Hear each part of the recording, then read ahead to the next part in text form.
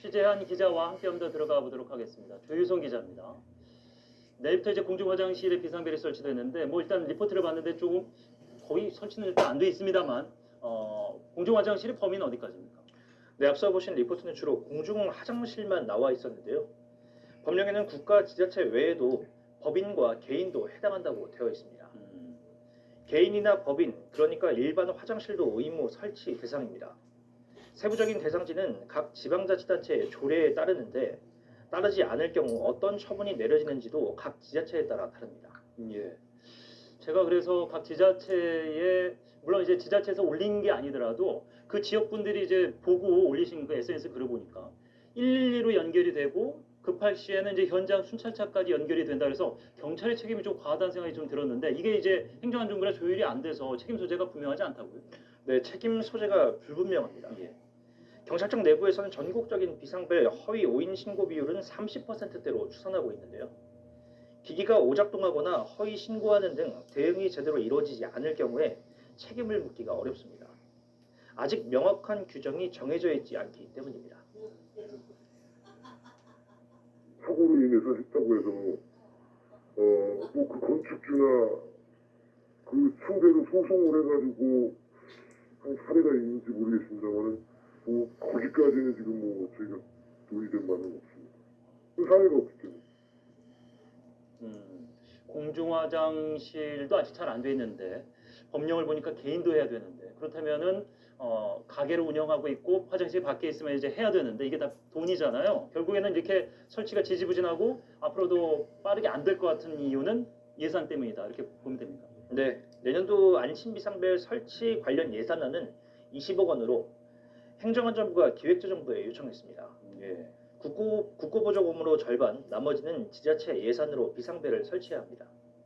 결국 지자체 재정에 따라서 진행도가 갈리는 셈입니다. 저희도 이제 그 초창기다 보니 이게 한 번에는 일시적으로 설치할 한계가 있거든요. 지방재정 부담 여건이 다 다르기 때문에 좀. 톰 크루즈가 나왔던 마이너리티 리포트인가요? 거기 보면 이제 범죄를 하려는 마음을 예지하는 예지자가 나와서 범죄가 발생하기 전에 잡지 않습니까? 이 비상벨이 지금 뭐 이제 설치는 미비하더라도 비상벨이 계속해서 늘어나면은 범죄를 먹으려고 했다가도 그게 이제 감시에 눈이 돼서 조금 범죄가 좀 줄어드는 효과라도 있기를 기대해 보도록 하겠습니다. 저희도 계속해서 취재해 보도록 하죠. 조혜성 기자 수고했습니다.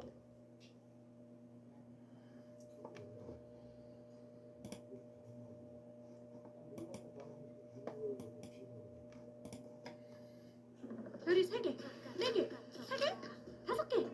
자연이가 추천하는 시술 잘하는 병원이 궁금하다.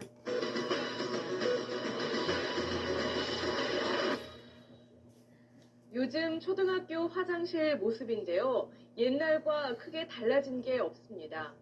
서울시가 학생들을 상대로 조사해 보니 학교 화장실에서 가장 바뀌어야 할 걸로 냄새와 이 변기를 꼽았습니다. 쪼그려서 앉아 용변을 보는 변기를 의자처럼 앉는 이런 좌변기로 바꿔달라는 거죠. 화장실 때문에 받는 아이들의 스트레스는 어른들이 생각하는 수준 그 이상입니다. 생생리포트 정성엽 기자입니다. 쉬는 시간 학생들이 화장실로 향합니다. 한 초등학교 여자 화장실에 학교장이 허락을 받아 관찰 카메라를 설치했습니다. 모두 10칸의 화장실 중에 유독 2칸에만 학생들이 몰립니다. 다른 칸이 비어있는데도 발을 구르며 기다렸다가 그 칸을 이용하는 학생도 눈에 띕니다.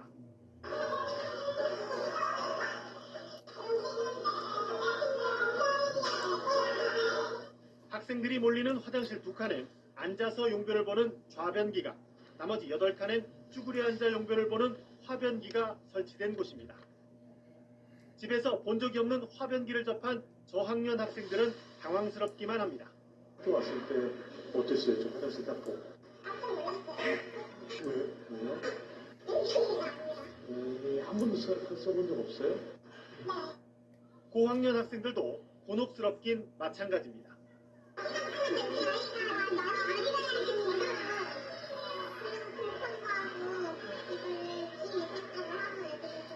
그 1학년 때하고 6학년 때하고 달라진 거 있어요?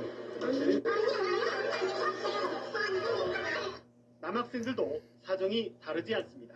학교에서 쭈그려 싸는 거 몇 번이나 해봤어요? 이렇다 보니 무조건 참는 학생도 있습니다. 왜 물을 안 마셔요?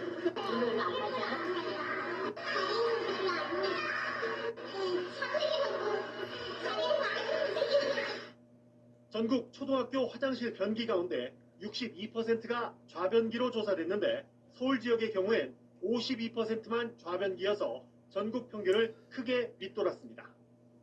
이에 서울시와 시교육청은 올해부터 쾌적한 학교 화장실 만들기 사업으로 오래된 화장실을 뜯어 고치는 작업을 진행하고 있습니다. 올해 150억 원 정도의 예산을 확보해 남녀 화장실 200동을 수리할 계획입니다. 우리 교육청 전체가 13,000동 정도 돼요. 13,000동. 아, 13,000동. 네, 평균마다 한 평균적으로 10동 정도. 지금 정도 수준의 예산이라면 화장실 개선 효과를 아이들이 골고루 누리기엔 아직 갈 길이 멀어 보입니다. 21세기를 사는 우리 아이들이 학교에서 용변 보는 문제로 스트레스를 받는 현실을 고민해야 할 때입니다. SBS 정성현입니다. 일터에서 화장실을 못 가는 게 일상이다. 상상해 보신 적 있으신가요? 어떤 노동자들은 이 문제로 매일 고통받고 있습니다. 방광염에 화장실 강박증까지 생기지만 어디 대놓고 말하기도 어렵다고 하는데요. KBS 연중 기획입니다. 안전한 일터, 건강한 노동을 위해 오늘은 이 화장실과 산업재해의 연관성을 들여다보겠습니다. 김지수, 김준범 두 기자가 차례로 전해드립니다. 여러분 가운데 혹시 일터에서 화장실 가기 어려운 분 계신가요? 아마 대부분 아닐 겁니다. 하지만 가끔이 아니라 매일 화장실 문제로 거의 전쟁을 치르는 노동자들이 있습니다.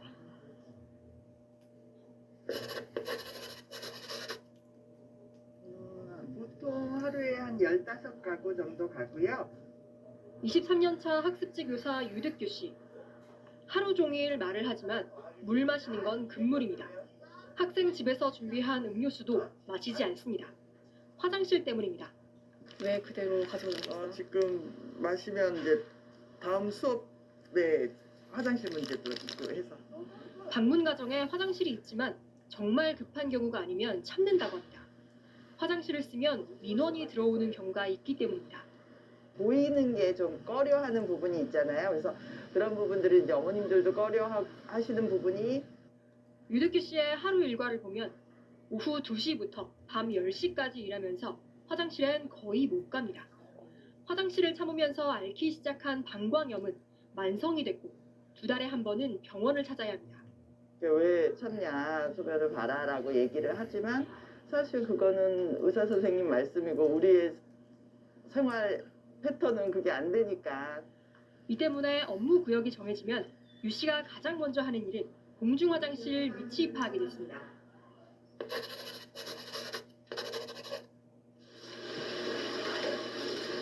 학교 급식실 조리사 김모 씨도 화장실이 문제입니다. 불과 20m 거리에 화장실이 있지만 오전 내내 한 번도 가기 힘듭니다.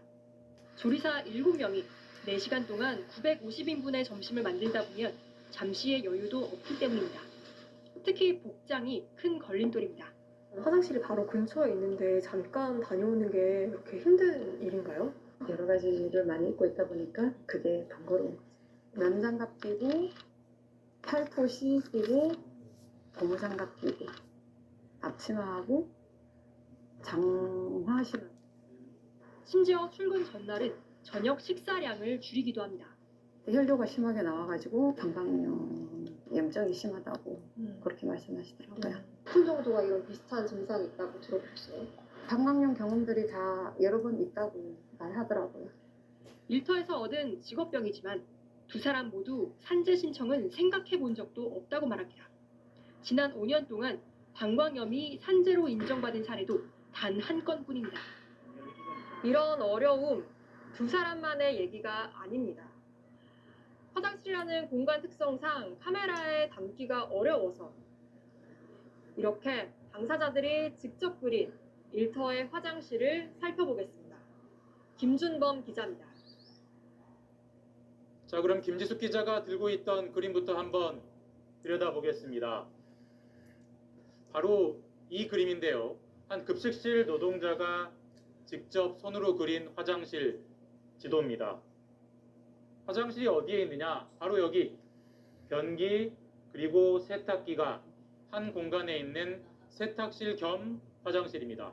그런데 변기 앞에 가림막이 없어서 참 난감해요라는 메모가 눈에 들어옵니다. 그리고 위쪽 대변 금지라는 메모도 눈에 들어오는데 이게 무슨 말이냐고 그림을 그린 분에게 물어보니까 업무 중엔 대변을 참으라는 지시가 있다고 합니다. 다음 그림은 한 여성 기관사가 그린 화장실 지도입니다. 기차에는 화장실이 많지 않느냐?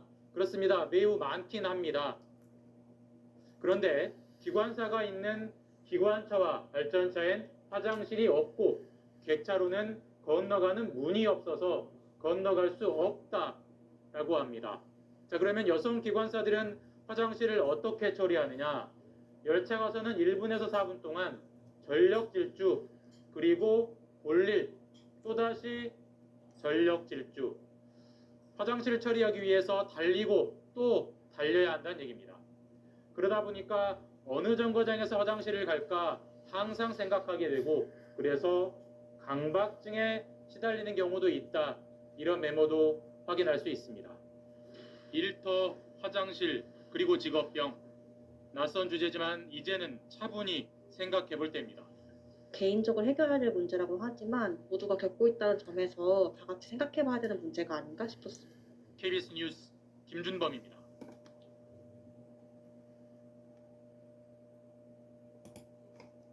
퇴근 후에도 사장의 일은 네버엔딩.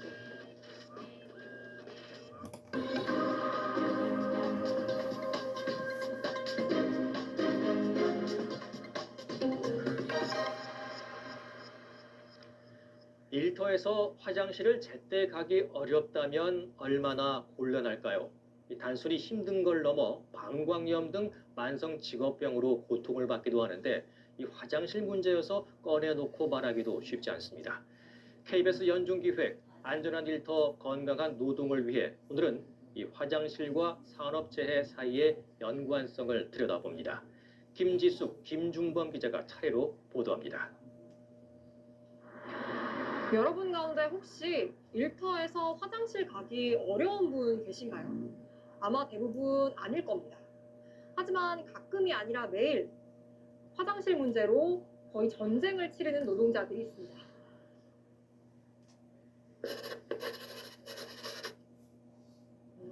보통 하루에 한 15가구 정도 가고요. 23년차 학습지 교사 유득규 씨. 하루 종일 말을 하지만 물 마시는 건 금물입니다. 학생 집에서 준비한 음료수도 마시지 않습니다. 화장실 때문입니다. 왜 그대로 가지고 나왔어요? 지금 마시면 이제 다음 수업에 화장실 문제도 있고 해서. 방문 가정에 화장실이 있지만 정말 급한 경우가 아니면 참는다고 합니다. 화장실을 쓰면 민원이 들어오는 경우가 있기 때문입니다. 보이는 게 좀 꺼려하는 부분이 있잖아요. 그래서 그런 부분들을 이제 어머님들도 꺼려하시는 부분이. 유득규 씨의 하루 일과를 보면 오후 2시부터 밤 10시까지 일하면서 화장실엔 거의 못 갑니다. 화장실을 참으면서 앓기 시작한 방광염은 만성이 됐고 2달에 한 번은 병원을 찾아야 합니다. 왜 참냐, 소변을 봐라라고 얘기를 하지만 사실 그거는 의사 선생님 말씀이고 우리의 생활 패턴은 그게 안 되니까. 이 때문에 업무 구역이 정해지면 유 씨가 가장 먼저 하는 일은 공중 화장실 위치 파악이 됐습니다.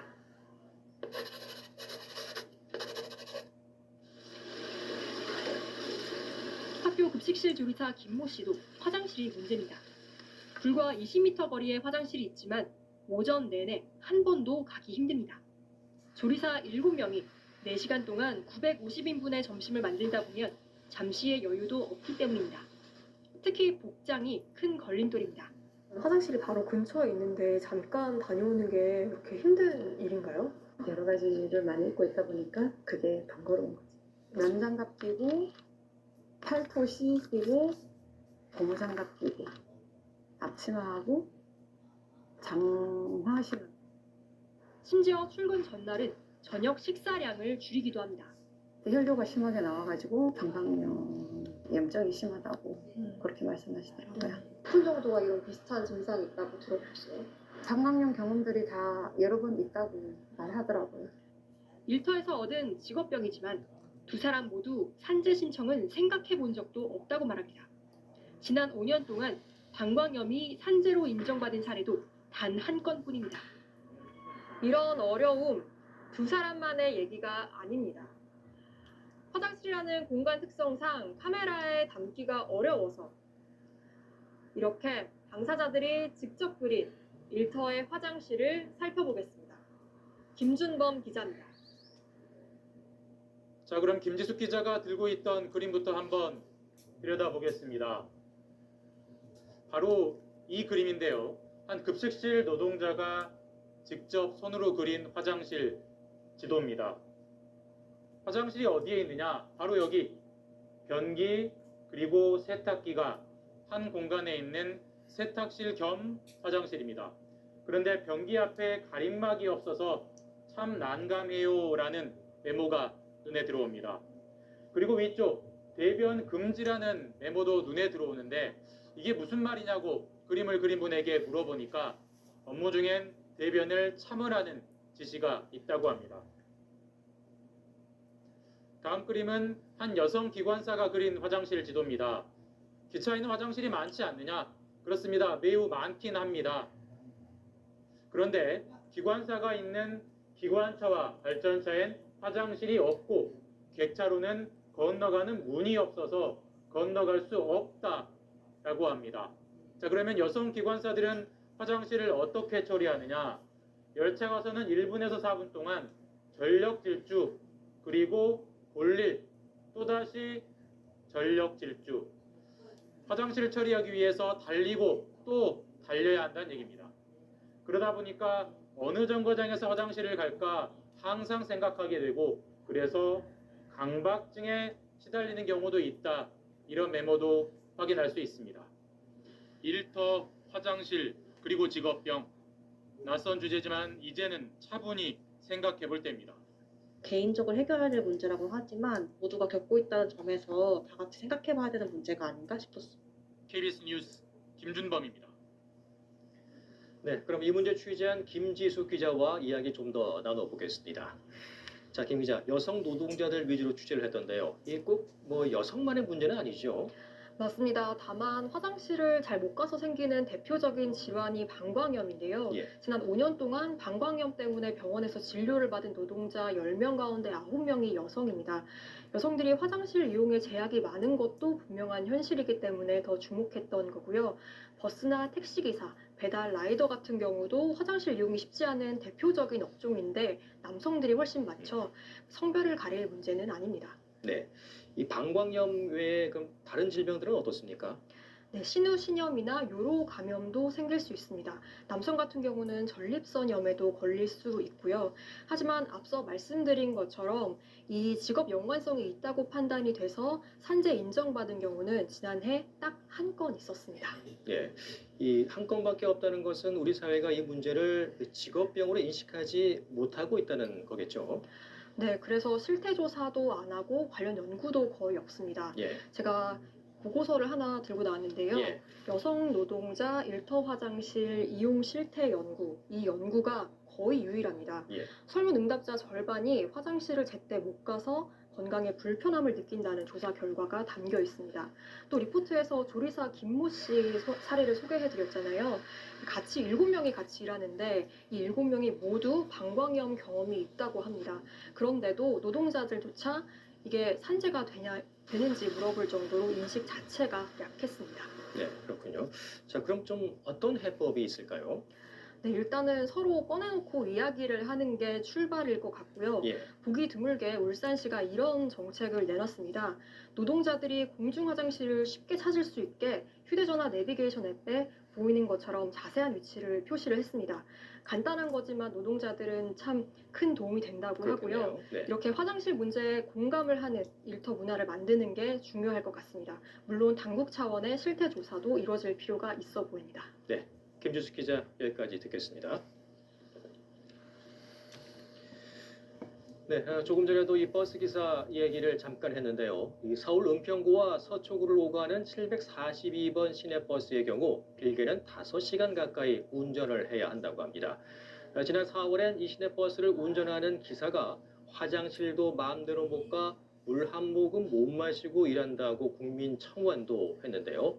늦었지만 서울시가 기사들이 조금이라도 쉴 수 있도록 새 정류소도 만들고 배차 간격도 조정했습니다. 이 한 번에 달라지긴 어렵겠지만 한 번만 더 생각하면 지금과는 다른 노동 환경 어렵지 않을 수도 있습니다.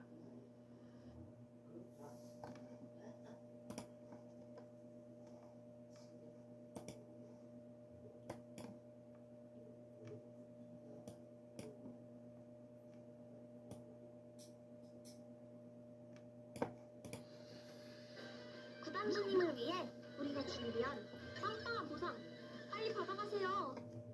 네, 우리나라를 찾는 외국인들에게 업소 화장실에 가봤느냐고 물었습니다. 충격적이다. 고를 수 있으면 분리된 화장실에 가겠다는 응답이 압도적으로 많았습니다.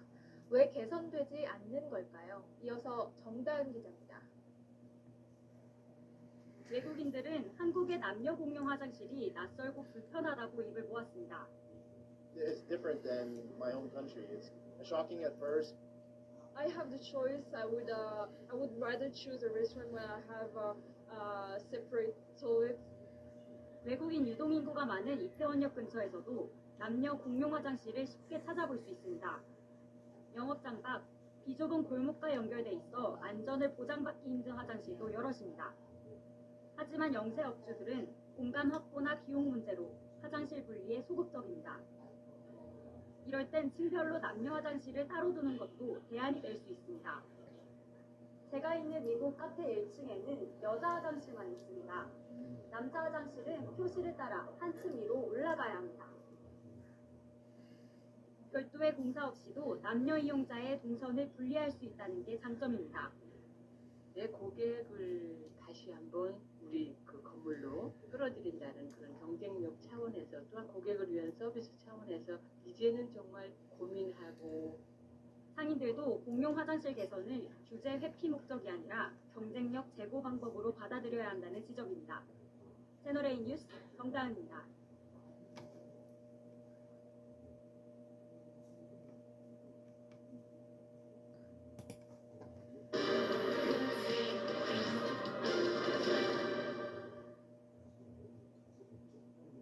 남자 여자 구분 없이 모두가 함께 사용하는 화장실이 있습니다. 성소수자를 보호하기 위해 만들어진 성중립 화장실이라고 해서 전 세계 곳곳에 설치되고 있는데 논란이 적지 않습니다. 세계를 보다 김용성 기자입니다. 국제공항의 화장실. 남녀가 같이 선 그림과 함께 올 젠더, 즉 모든 성별이라고 적혀 있습니다. 내부에선 남녀가 세면대를 함께 쓰고 화장실 칸은 천장까지 이어진 문으로 완전히 폐쇄되어 있습니다.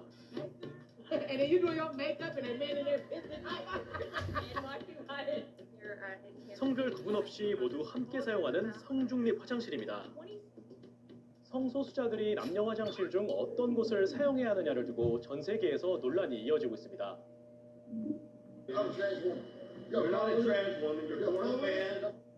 일부 시민들이 트랜스젠더 등 성소수자의 성별을 문제 삼아 화장실 사용을 막거나 급기야 총격으로 이어지는 경우까지 생기면서 성중립 화장실 추가 설치가 대안으로 떠오른 겁니다.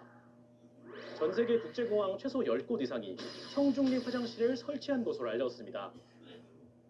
Removing this place of risk makes it a little bit easier. It's one thing off the list that I don't have to think about when I'm going to travel. 미국 캘리포니아주는 2026년까지 공립학교에 성중립 화장실 설치를 의무화했습니다. 하지만 학부모들의 반대도 거셉니다. 남녀가 함께 사용할 경우 성범죄에 더 쉽게 노출될 수 있다는 우려 때문입니다. Follow the rules and put separate bathrooms in. I'm concerned for the safety of my daughter and my son as well. And that's very simply it. It just all comes down to safety.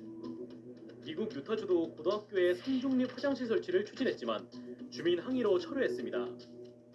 He's trying to change culture through students. right? Putting in a new restroom design like this, getting kids used to sharing spaces together so that it then becomes normal. 영국에서는 여성 화장실이 성중립 화장실로 대체되는 경우가 늘면서 올해 10월 이후론 신규 건물에 남녀 화장실 설치를 의무화했습니다.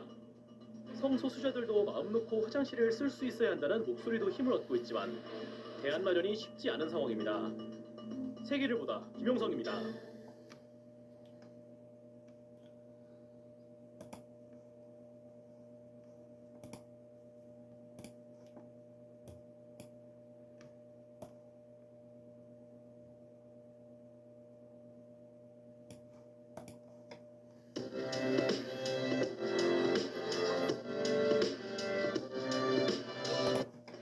안타까운 소식 전해드립니다. 초등학교 6학년 학생이 학원에서 수업을 받다가 화장실에 간다고 나간 뒤 숨진 채 발견됐습니다. 경찰은 스스로 목숨을 끊었을 가능성이 큰 것으로 보고 학교와 학원 관계자를 상대로 조사에 들어갔습니다. 정혜진 기자입니다. 12살 초등학생 A군이 숨진 채 발견된 건 어제 낮 4시 50분쯤입니다. A군은 서울 노원구의 한 보습학원에서 수업을 듣다 화장실에 다녀오겠다며 자리를 비웠습니다. 경찰대 다 진술로 알고 숨졌어요. 저 같은 거 시험 없어요. 수업 중에 그럼 틀림없이. 한참 지나도 A군이 돌아오지 않자 학원 원장은 건물 곳곳을 뒤지다 학원이 있는 층의 화장실에서 A군을 찾았습니다. 발견 당시 A군은 가방끈으로 목을 맨 상태였습니다. 경찰은 타살 정황은 없는 것으로 보고 있지만 학원 건물에는 1층 입구 쪽에 있는 CCTV만 작동 중이어서 A군의 동선 파악에는 어려움을 겪고 있습니다. 유가족들은 원래 내일 가족 여행이 예정돼 있었다며 여행에 들떠있던 아이가 스스로 목숨을 끊을 리 없다고 주장하고 있습니다. 경찰은 학업 스트레스나 교우 관계에서의 따돌림 등 모든 가능성을 열어두고 수사를 벌이고 있습니다. 경찰은 정확한 사인을 가리기 위해 국립과학수사연구원에 부검을 의뢰했습니다. SBS 정혜진입니다.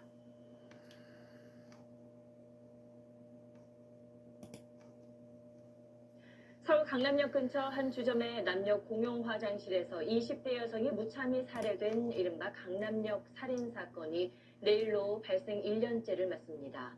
큰 충격과 함께 여성 혐오 논란이 일었고 남녀 공용 화장실 문제에 대한 각종 치안 대책이 잇따르기도 했죠. 범인은 징역 30년형을 선고받고 수감 중이지만 그동안 우리 사회는 얼마나 달라졌을까요? 김관진 기자가 돌아봤습니다. 1년 전 강남역 살인사건이 발생한 화장실입니다. 사건 당시엔 남녀 공용이었지만 지금은 남녀를 분리해놨습니다. 입구에는 CCTV가, 안에는 비상벨이 설치돼 구청으로부터 여성 안심 화장실 인증도 받았습니다. 근처 다른 화장실은 어떨까? 강남역 주변 번화가 골목을 돌아보니 화장실 20곳 가운데 6곳은 여전히 남녀 공용입니다. 사건 현장 맞은편 도로에 있는 한 남녀 공용 화장실입니다. 보시다시피 외부에는 CCTV가 설치되어 있지 않고 이 내부로 들어가 보시면 이 안에도 비상벨이 설치되어 있지 않은 상태입니다. 서울의 다른 번화가에서도 남녀 공용 화장실은 쉽게 눈에 띕니다. 대부분 조명이 어둡고 시설은 낡았습니다. 화장실 가기 무섭죠. 혼자서 화장실을 가지 말아야 되나? 뭐 그런 생각도 들고. 하지만 민간 건물의 경우 남녀 화장실을 분리해 설치하도록 강제할 법적 근거가 없는 상태입니다. 범죄 의도를 가진 남성들이 있다면 원천적으로 그 사람들의 접근을 막을 수 있는 그런 기제가 될 수 있습니다. 해결되지 않은 남녀 공용 화장실 문제, 여성들에겐 아직도 불안한 장소입니다. 김관진 기자, 강남역 살인 사건은 사건 자체도 참 충격적이었고 사회에 몰고 온 파장도 참 컸던 사건인 것 같아요. 네, 당시 피해 여성은 23살이었는데요. 일면식도 없는 남성이 휘두른 칼에 무참히 살해됐습니다. 그 여성에게 자꾸 무시를 당해 범죄를 저질렀다는 게 범죄 동기였는데 수사기관은 범인을 조현병 환자로 판단했지만 여성단체들은 이 사건을 여성 혐오 범죄로 규정했습니다. 여성들 사이에선 나도 언젠간 범죄의 피해자가 될 수 있다는 공포감이 확산하면서 정부와 지자체가 각종 여성 안전 대책을 앞다퉈 발표하기도 했었습니다. 네, 안전 대책도 확실히 하겠고 또 중요한 건 무엇보다 의식의 변화가 아닐까 싶은데요. 네, 김여사, 김치녀, 된장녀 같은 여성에 대한 편견을 담은 말들이 SNS에서 여전히 아무런 거리낌 없이 마구 사용되고 있습니다. 강남역 사건도 결국 범인에겐 여자가 감히 나를 무시했다는 감정이 깔려 있었는데 이런 성차별적 인식이 결국 살인으로 이어졌습니다. 우리 사회가 여성 혐오 범죄의 존재를 인정하고 성차별을 없애는 쪽으로 나아갈 때 제2, 제3의 강남역 사건을 막을 수 있다고 생각합니다. 네, 잘 들었습니다.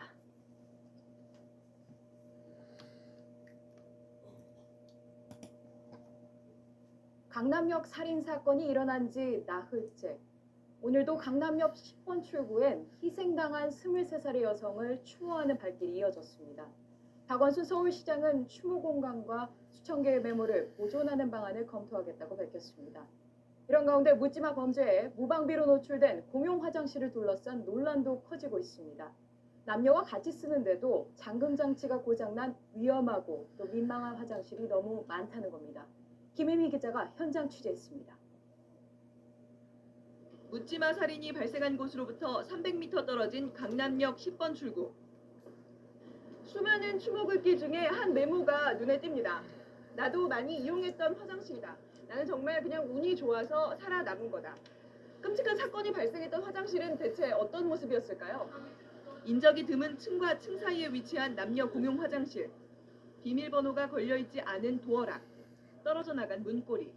지난 17일 새벽 23살 하모 씨가 살해당한 화장실의 모습입니다.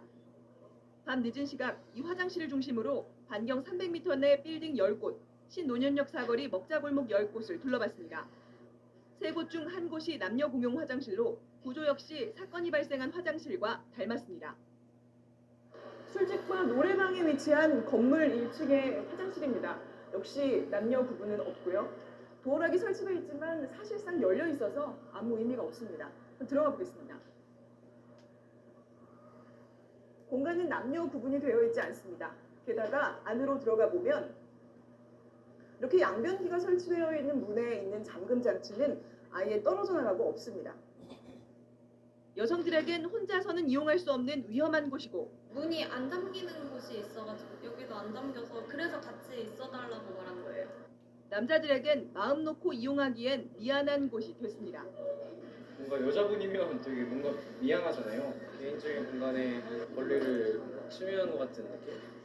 남녀 화장실이 따로 있다고 해도 눈에 잘 띄지 않는 어두컴컴한 곳에 있거나 출입문이 닫히지 않아 무늬만 따로인 경우도 적지 않습니다. 공공장소에 설치된 화장실은 어떨까? 이용자가 적어 방치돼 있거나 인적이 드문 곳에 있어 범죄 위험에 노출돼 있습니다. 서울 영등포구 한 공원 화장실입니다. 이곳은 다행히도 긴급 상황이 발생하면 비상벨을 누르라고 나와 있습니다. 벨을 누르면 경광등이 작동해서 112로 신고를 유도한다는 건데요. 이렇게 안에 설치된 비상벨을 한번 눌러보겠습니다. 하지만 아무리 눌러도 반응이 없습니다. 화장기가 떨어졌다든지 아니면 변기가 왜 막혔다든지 그런 원인이라고 할까요? 전문가들은 화장실을 범죄 취약지로 분류해 적극적인 관리 규정을 마련해야 할 필요가 있다고 지적합니다. JTBC 김혜미입니다.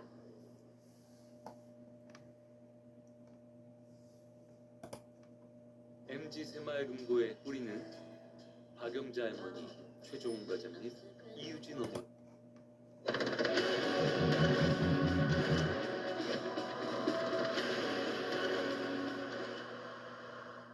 이른바 강남역 살인 사건이 일어난 지 오늘로 8년이 됐습니다. 그 사건 이후 시민의 안전을 위해서 법도 바뀌었는데 과연 얼마나 달라졌을지 현장을 박석영 기자 취재했습니다. 지난 2016년 5월 한 30대 남성이 남녀 공용 화장실에 숨어 있다 생면부지의 20대 여성을 흉기로 살해했습니다. 이른바 강남역 살인 사건입니다. 8년 전 사건이 벌어졌던 장소는 이제 허물어지고 없습니다. 그렇다면 사건 이후 이 주변 건물 화장실들은 얼마나 달라졌을지 직접 한번 살펴보겠습니다. 지난해 7월부터 공중화장실 남녀 분리가 의무화되면서 정부가 민간 건물에 대한 분리 지원에 나섰지만 강남역 주변 오래된 건물들엔 여전히 남녀 공용 화장실이 많습니다. 남자친구 앞에서 기다려주고 제가 건물주가 아닌 이상에서 이거를 바꾸기에는 불이 켜지지 않거나 잠금 장치가 없는가 하면 천막으로 남녀 공간을 분리해둔 곳도 있습니다. 남자 여자 구분되어 있다고 하지만 그 원래 있는 문에서는 같이 들어오게 돼 있고 개정된 법안에는 공중 화장실 등의 비상벨 등 안전시설을 반드시 설치해야 한다고도 규정돼 있습니다.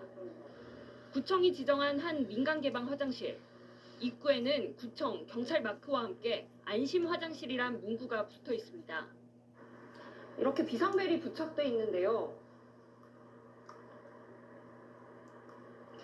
눌러봐도 아무런 반응이 없습니다. 민간 개방 화장실은 일단 비상벨 설치 의무는 없어요. 그 소유자한테 뭐 작동하는지 안 하는지에 대해서는 뭐 여쭤보긴 해야 되는데. 또 다른 공중 화장실에 설치된 비상벨은 경찰서와 연결됐지만 황당한 대답이 돌아왔습니다. 점검하고 있는데요.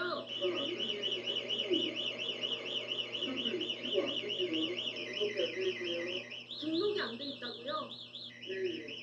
비상벨인지도 등록 안 돼 있어요. 그냥 모르는 사람이 전화한 것처럼 써요. 070으로. 공중 화장실 관련 범죄는 여전히 매년 3,000건 이상 발생하고 있습니다. 안전에 더 가까워지기 위해서는 개선된 제도에 대한 보다 철저한 이행과 점검이 필요합니다. SBS 박서경입니다.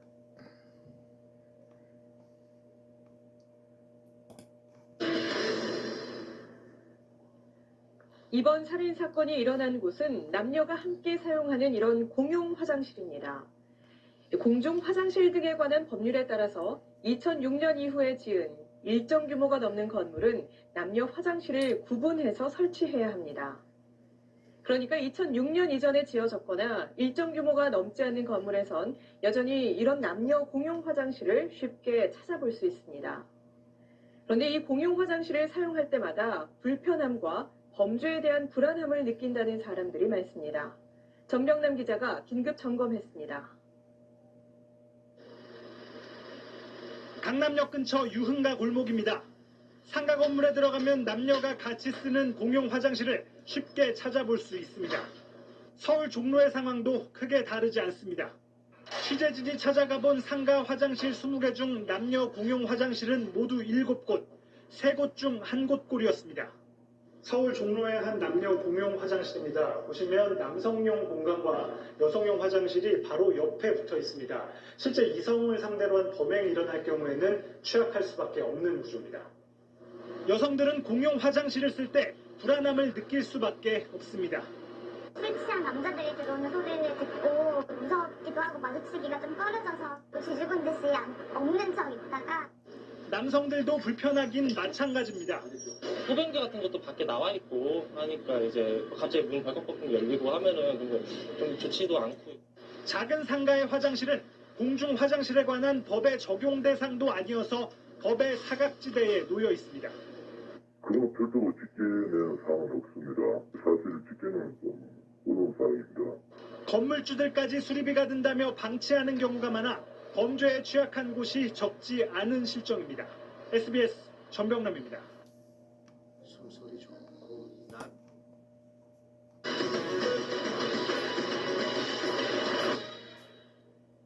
공중 화장실에서 서양식 변기와 동양식 변기 중에 하나를 고르라고 하면 어떤 걸 선택하시겠습니까? 서양식 변기에 대한 선호가 압도적으로 많을 것 같지만 서울시가 설문조사를 해봤더니 의외의 결과가 나왔습니다. 남자의 20%, 여성의 경우 40% 정도가 지하철 화장실을 이용할 경우 동양식 변기를 사용하길 원한다고 답한 겁니다. 그 이유가 뭘까요?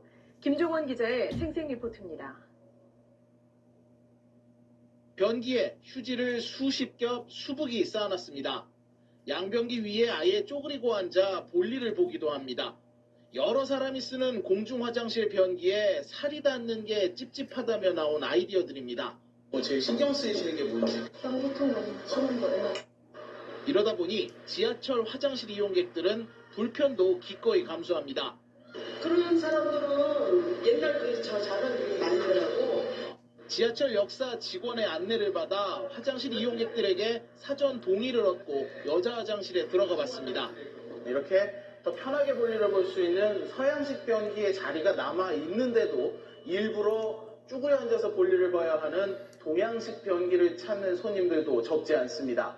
저는 원래 재래식 걸 좋아해요. 저건 여러 시간이 앉아서 더 안 좋을 것 같아요. 저런데 잘 안 앉아요.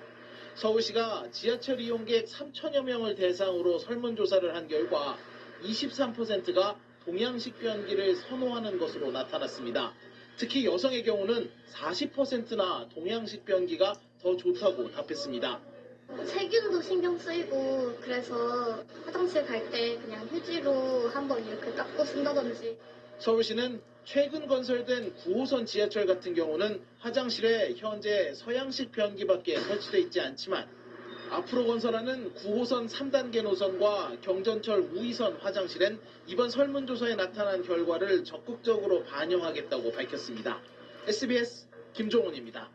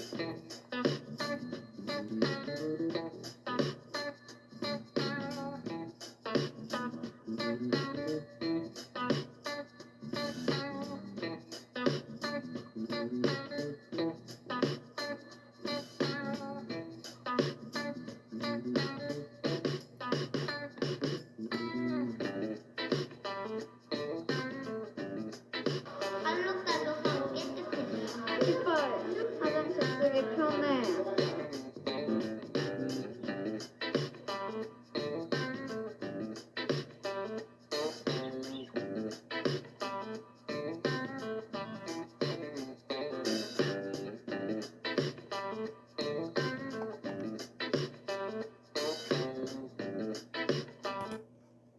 새로 나오셨을 거예요.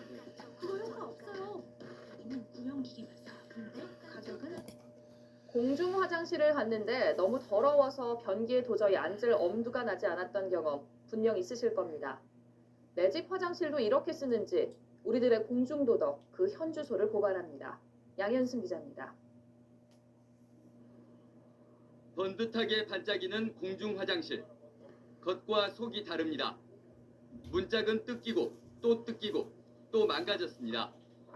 더 이상 경첩을 옮길 자리도 없습니다. 바닥엔 담배, 그리고 침, 문이고 벽이고 불에 탄 자국 없는 곳이 없습니다. 천장에 발라붙은 저 화장지는 누가 그랬습니까? 내 집 화장실도 이렇습니까? 변기가 막혔으면 뚜껑이라도 닫아놓지. 이게 뭡니까? 휴지통 바로 옆에 버려진 휴지는 일부러 그런 건가요? 세면대에 휴지를 놓고 담뱃불을 끈 사람이 있습니다. 청소를 했다는 표시를 쓱 지워버린 당신이 유력한 용의자입니다. 담뱃재와 담배꽁초를 촬영하고 있는데 그새 뒤에서는 담배 물고 볼일 보시더군요. 아름다운 남도 화장실은 왜 변기가 꽉 막혔을까요? 저 화장지는 누가 문틈에 걸어놨습니까?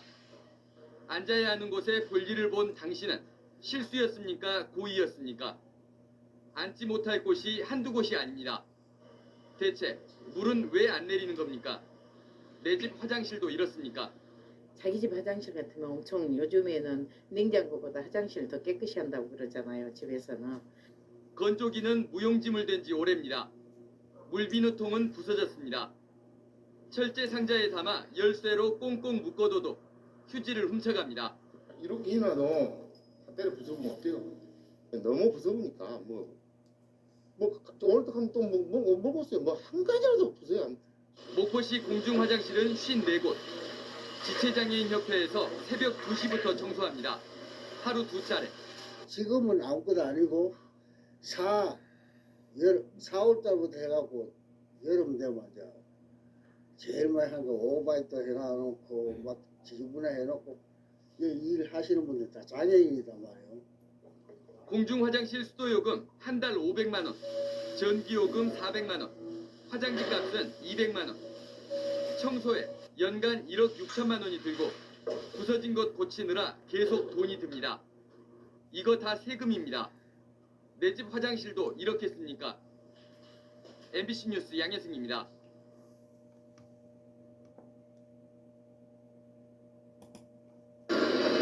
하루 30만 명이 오가는 서울역의 공중화장실. 5명으로 100여 칸의 화장실을 청소하려면 하루 종일 쉴 틈이 없습니다. 양도 가고 제집도 가고 동서남북 휴지통 있을 때는 거기다가 가진 쓰레기 거기다 다 갖다 집어넣고 말도 못했어요. 하지만 휴지통이 사라지자 더 곤혹스러운 일들이 벌어졌습니다. 변기가 막히는 겁니다. 이렇게 끓면 이렇게 물이 다 넘어버려요. 여기서 넘어가고 다 나와요. 근데 저걸로 뚫어야 돼요. 바닥을 닦아야 돼요. 다른 역도 사정은 마찬가지. 바쁠 때는 영무원들도 화장실 청소에 나서야 합니다. 맨날 뚫었고 저도 뚫어야 돼요. 그냥 일일이 와서 관리하는 수밖에 없죠. 그때면 다 뚫어가겠다. 서울 지하철 1에서 4호선 화장실의 경우 지난해 8월부터 휴지통을 없애자 변기 막힘 건수가 3배 가까이 증가했습니다. 집에서 가져온 물티슈를 많이 쓰세요 요즘에. 근데 물티슈는 제가 안 넣거든요. 물에 잘 안 녹는 휴지 때문이라는 건데 실험을 해봤더니 물속에서 두루마리 휴지는 28초가 지나서 완전히 풀렸고 미용 휴지는 110초가 걸렸고 물티슈는 3분이 넘어도 풀리지 않았습니다. 무풀림성이 좋지 않은 미용 티슈와 물티슈를 변기에 투입했을 경우 변기 막힘을 유발할 수도 있겠습니다. 쉽게 막히는 변기의 구조도 문제. 완전히 꼬부라진 형태지 않습니까? 그래서 여기 코너를 돌면서 막힐 수 있는 확률이 큽니다. 변기 배관이 설치되는 건물 바닥이나 천장에 두께가 얇다는 것도 막힘의 원인입니다. 경사도 완만하게 하다 보니까 지금 같은 구조에서는 막힐 수밖에 없다. 화장실에서 휴지통을 없애는 추세에서 달라진 화장실 문화에 적응할 때까지 이런 불편이 계속될 것으로 보입니다. MBC 뉴스 정동훈입니다. 지금 QWR이 준비한 성장가 북스토어에 놀러오세요. 서먹할 땐 스르륵.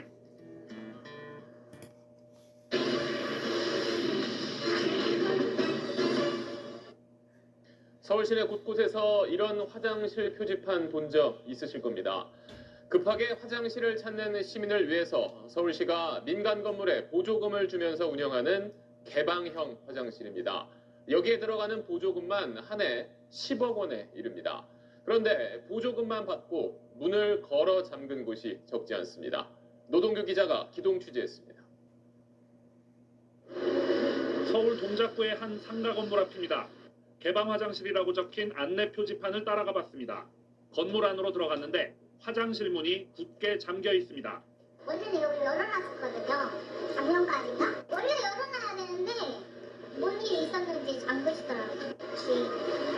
서울 강남구의 대로변입니다. 역시 개방 화장실 표지판이 가리키는 건물로 찾아가 봤습니다.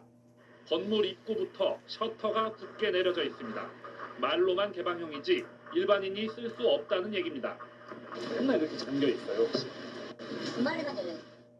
서울 시내 민간 개방 화장실은 1,143곳. 건물주는 자기 화장실을 일반에 개방하는 조건으로 서울시와 자치구로부터 많게는 매달 10만 원을 지원받습니다. 휴지나 비누 같은 현물로 지원받는 곳도 있습니다. 이렇게 지원되는 돈이 한 해 10억 원이 넘습니다.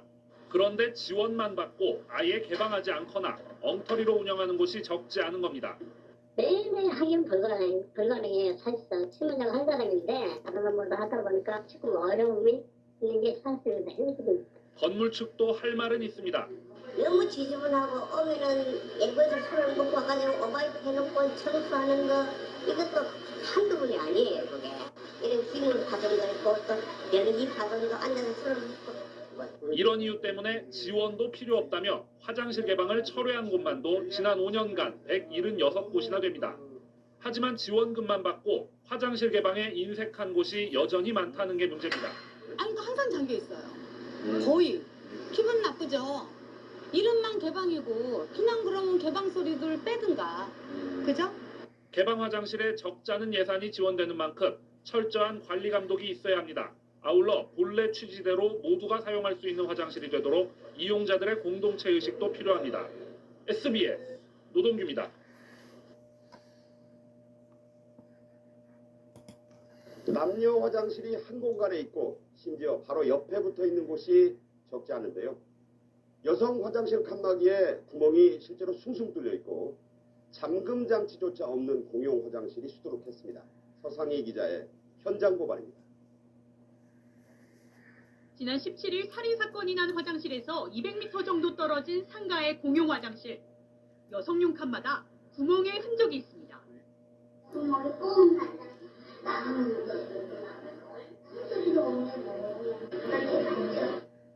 뚫린 구멍에 휴대전화를 대보니 바로 옆 칸이 훤히 보입니다. 누군가 엿보기 위해 일부러 뚫어놓은 겁니다. 관할구청과 인근의 또 다른 공용 화장실을 살펴봤습니다. 여성 칸에 잠금 장치조차 없습니다. 이렇게 화장실 내부에 여성과 남성 공간이 가까이 있을 정도로 아무런 구분이 없는데요. 보시는 것처럼 문짝이 떨어져 있는 등 열악한 환경입니다. 여성들은 불안감을 넘어 두렵습니다. 공중 화장실을 갈 때 저도 모르게 항상 주변을 먼저 확인하고 써요. 두렵죠. 화장실을 일단 남자들이 없으면 일단 들어가잖아요. 볼일 보고 있는데 남자가 들어오면은 좀 불안하죠. 공용 화장실 문제는 오래된 건물이 많은 대학가가 더 심각합니다. 그 사건 터지고 나니까 더 조심스러운 건 있죠. 친구들이랑 꼭 가려고 노력하고.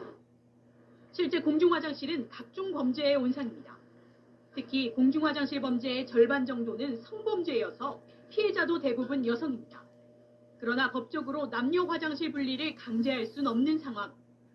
2000제곱미터 이상 상가시설 공중 화장실은 분리해야 하지만 2004년 이전에 지어진 건물은 대상이 아닙니다. 서울시는 관련 법 개정을 국회에 건의하는 등 대책을 마련하겠다고 밝혔습니다. 채널A 뉴스 서상입니다.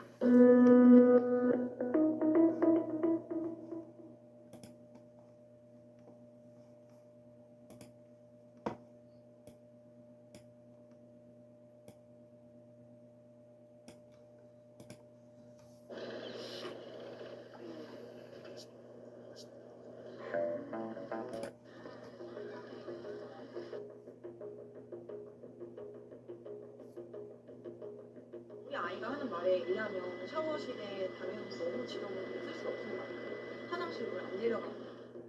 Yeah, in some toilets, for example, here, some are not that clean, and there's toilet paper missing. 가장 크게 그 세계연맹에서 제시했던 부분은 위생 문제였던 것 같습니다. 화장실 위생이나 청결 문제 이런 부분에서 좀 부족한 점이 있었던 것 같아요.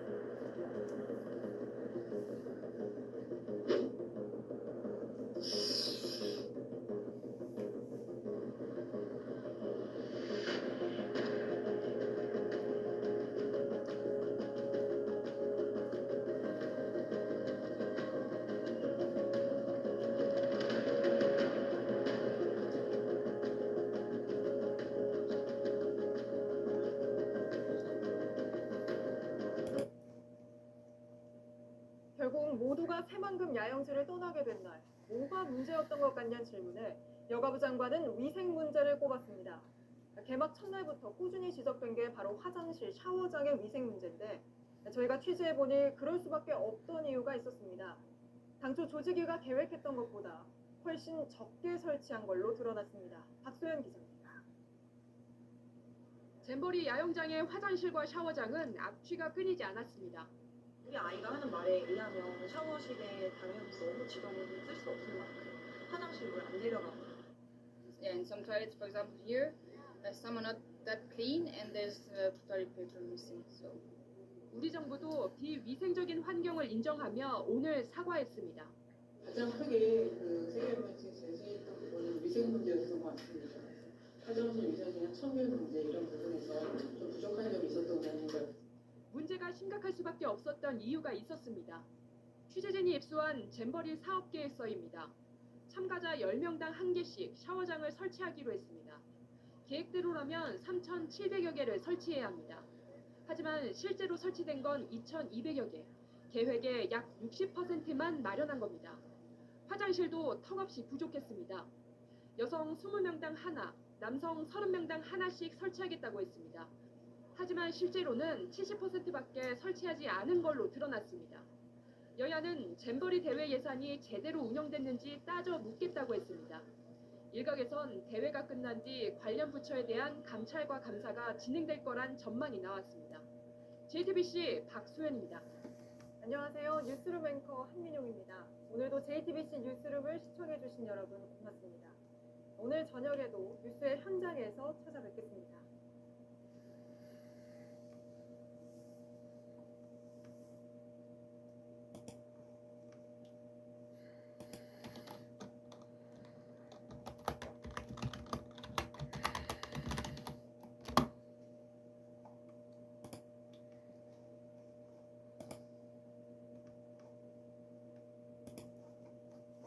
이번 잼버리 대회에서 영국과 미국 등 일부 국가들은 조기 철수를 결정했죠.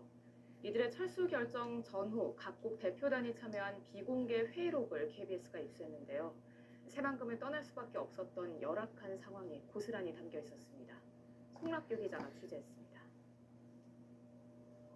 스카우트 종주국이자 가장 많은 대원 4,300여 명을 새만금에 보냈던 영국 대표단. 대회 나흘째인 4일 밤 야영지 철수 결정을 내립니다.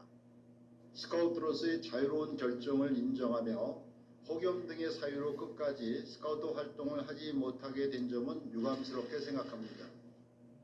이들이 가장 우려했던 건 위생 문제였습니다. 지난 4일 오전 열린 각국 스카우트 대표단 회의록입니다.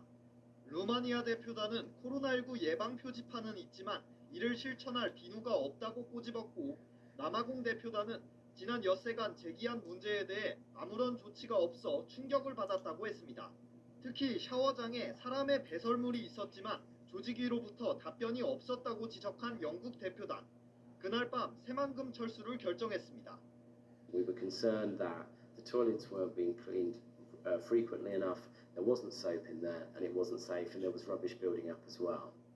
영국 철수 소식이 전해진 다음 날 오전, 김현숙 여성가족부 장관은 만감이 교차한다며 문제 개선을 약속했지만 포르투갈 대표단은 장관이 사람들 떠나는 이유를 이해하고 있냐며 반문했습니다. 김 장관은 이틀 뒤 브리핑에서 잼버리가 잘 진행되고 있다고 설명합니다. 세계연맹이 조사한 거에 따르면은 아주 만족하지 못하다는 퍼센트는 지금 4% 정도라고 나타나고 있어서 청소년들은 굉장히 즐겁게 즐기고 있고.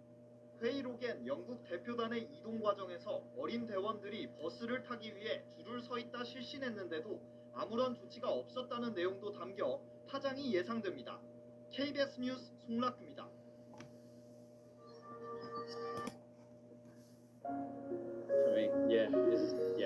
하는 말투가 너무 다정해서 한쪽에서만 다른 편을 볼 수 있는 특수 거울을 활용해서 불법 촬영을 한 혐의로 한 공장의 사장이 경찰에 입건됐습니다. 직원들 샤워실에 그런 특수 거울을 설치해 놨던 건데 경찰은 추가 범행이 있었는지 조사하고 있습니다. 이성훈 기자가 단독 취재했습니다. 수사기관이 피의자를 신문하는 장소인 영상녹화 조사실입니다. 벽면에 거울이 하나 있는데 매직미러 또는 반투명 거울로 불리는 특수 거울입니다. 안에선 거울처럼 보이지만 바깥에선 안을 훤히 들여다볼 수 있습니다. 경기도의 한 제조 공장에서 수사기관에서나 사용하는 특수 거울이 발견됐습니다. 어제 오후 외국인 노동자 A씨는 공장 샤워실을 이용하다가 거울 너머로 반짝하는 불빛을 느껴 경찰에 신고했습니다. 출동한 경찰은 이 공장 사장 B씨가 직원 샤워실에 특수 거울을 설치한 사실을 확인했습니다. 샤워실과 마주붙어 있는 사장실에서 비밀 공간도 발견했습니다. 경찰은 B씨가 비밀 공간에서 특수 거울로 보이는 A씨를 휴대전화로 몰래 촬영한 혐의도 포착하고 B씨를 입건했습니다. B씨는 SBS 취재진과의 통화에서 못할 짓을 했다며 오래전에 거울을 설치했다고 말했습니다. 피의자와 즉시 분리된 A씨는 별도의 보호 조치를 받고 있는 걸로 알려졌습니다. 경찰은 B씨가 이미 제출한 휴대전화에 대한 디지털 포렌식을 의뢰하고 조만간 B씨를 불러 범행 동기와 추가 범죄가 있는지 등을 조사할 방침입니다. SBS 이성훈입니다. 자, 그런데 이 사건은 조금 더 들여다봐야 할 부분이 있습니다. 취재한 이성훈 기자 나와 있습니다.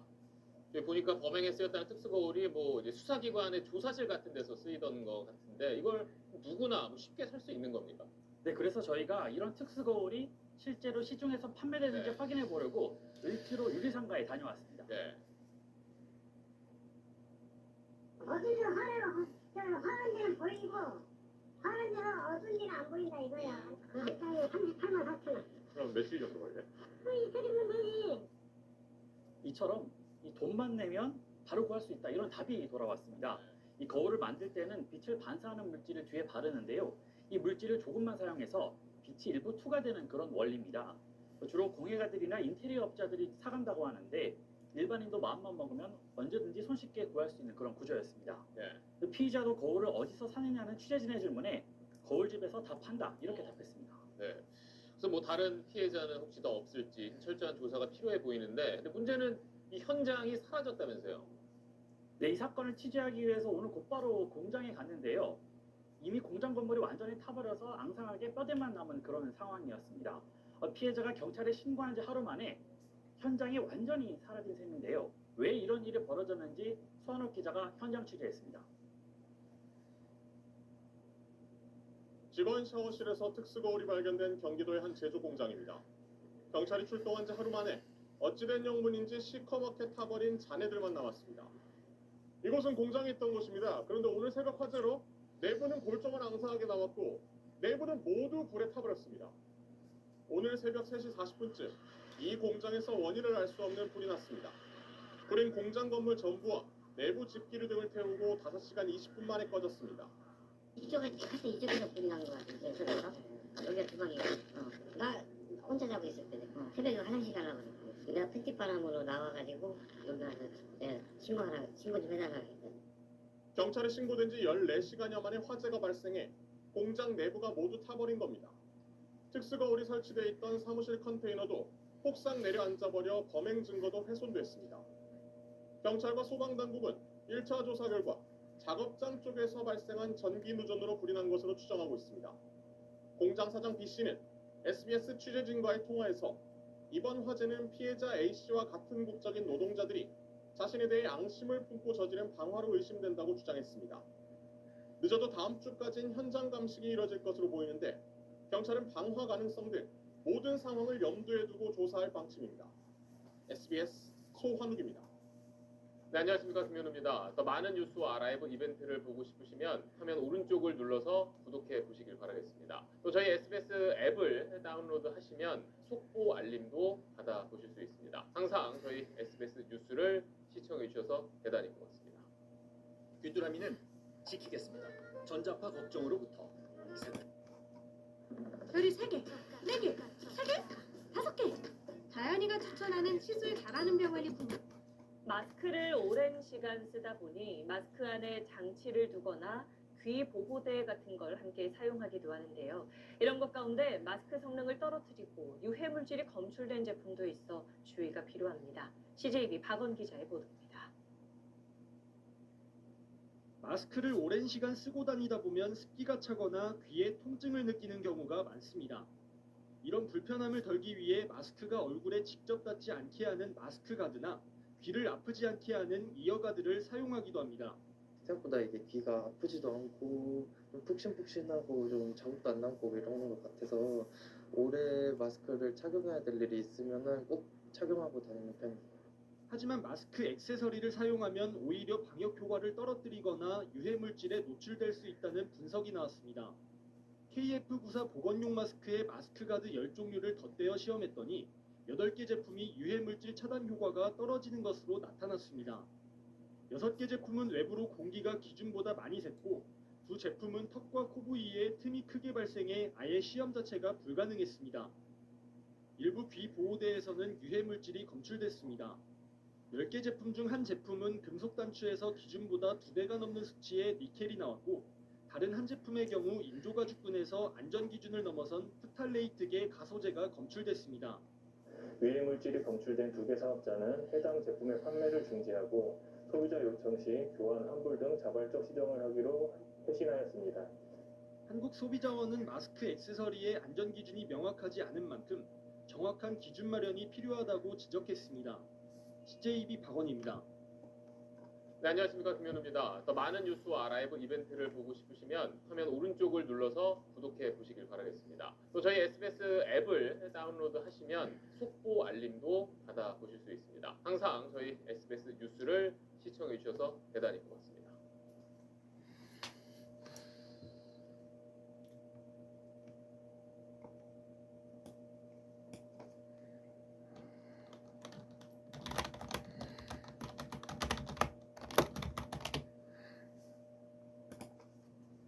어제 저녁 서울 금천구에서 자전거를 타던 초등학생이 마을버스에 치여 숨졌습니다.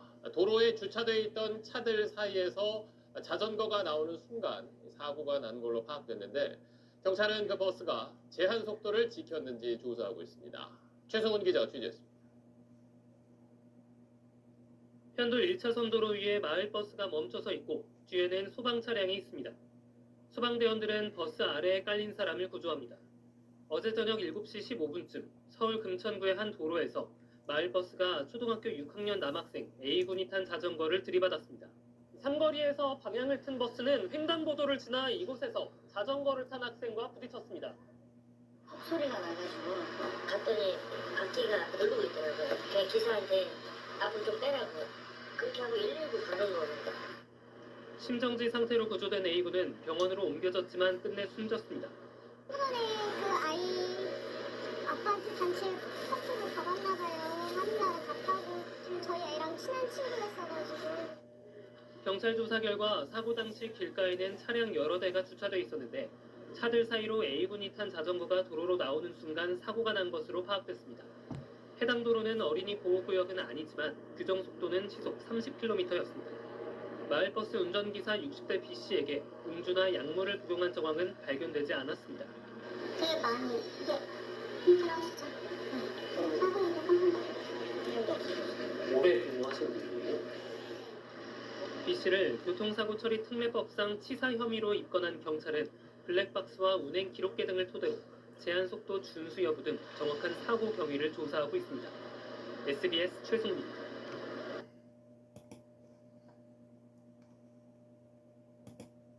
올해도 착한 사람에게 상을 줘야지. 오, 운전을 착하게 하는구나. 착한. 서울 시흥동에서 자전거를 타던 초등학생이 마을버스에 치여 숨졌습니다. 사건 사고 소식 이현정 기자가 보도합니다. 도로 한가운데에 마을버스가 멈춰서 있고 출동한 경찰과 소방대원들이 주변을 살펴봅니다. 저녁 7시 15분쯤 서울 시흥동에서 60대 운전기사가 몰던 마을버스가 도로로 나오던 자전거를 들이받았습니다. 자전거를 타고 있던 13살 초등학생이 심정지 상태로 병원으로 옮겨졌지만 끝내 숨졌습니다. 버스하고 자전거하고 붙여서 급한 상황이니까 빨리 와달라고. 사고가 난 도로는 시속 30km의 속도 제한이 있지만 어린이 보호구역은 아닌 것으로 파악됐습니다. 경찰은 운전기사가 음주나 약물은 하지 않았다고 보고 사고 경위를 조사하고 있습니다. 커다란 화물차가 도로 중간을 턱 막고 있고 뒤로는 차가 줄줄이 밀려 있습니다. 오전 10시 반쯤 경기 수원시 과천봉담 도시 고속화도로에서 덤프트럭이 앞서가던 승용차를 들이받은 뒤 옆 차로를 달리던 트레일러와 부딪혔습니다. 이 사고로 운전자 등 4명이 다쳤는데 모두 생명에는 지장이 없는 것으로 파악됐습니다. 트레일러가 이게 꺾인 상태로 이렇게 서 있더라고요. 그래서 뒤로 한 1km 정도 정체가 된 상황이었습니다. 건물 밖으로 희뿌연 연기가 쉴 새 없이 뿜어져 나옵니다. 새벽 2시 20분쯤 서울 수유동에 있는 음식점에서 불이 나 내부와 냉장고, 난방기 등이 불에 탔습니다. YTN 이현정입니다.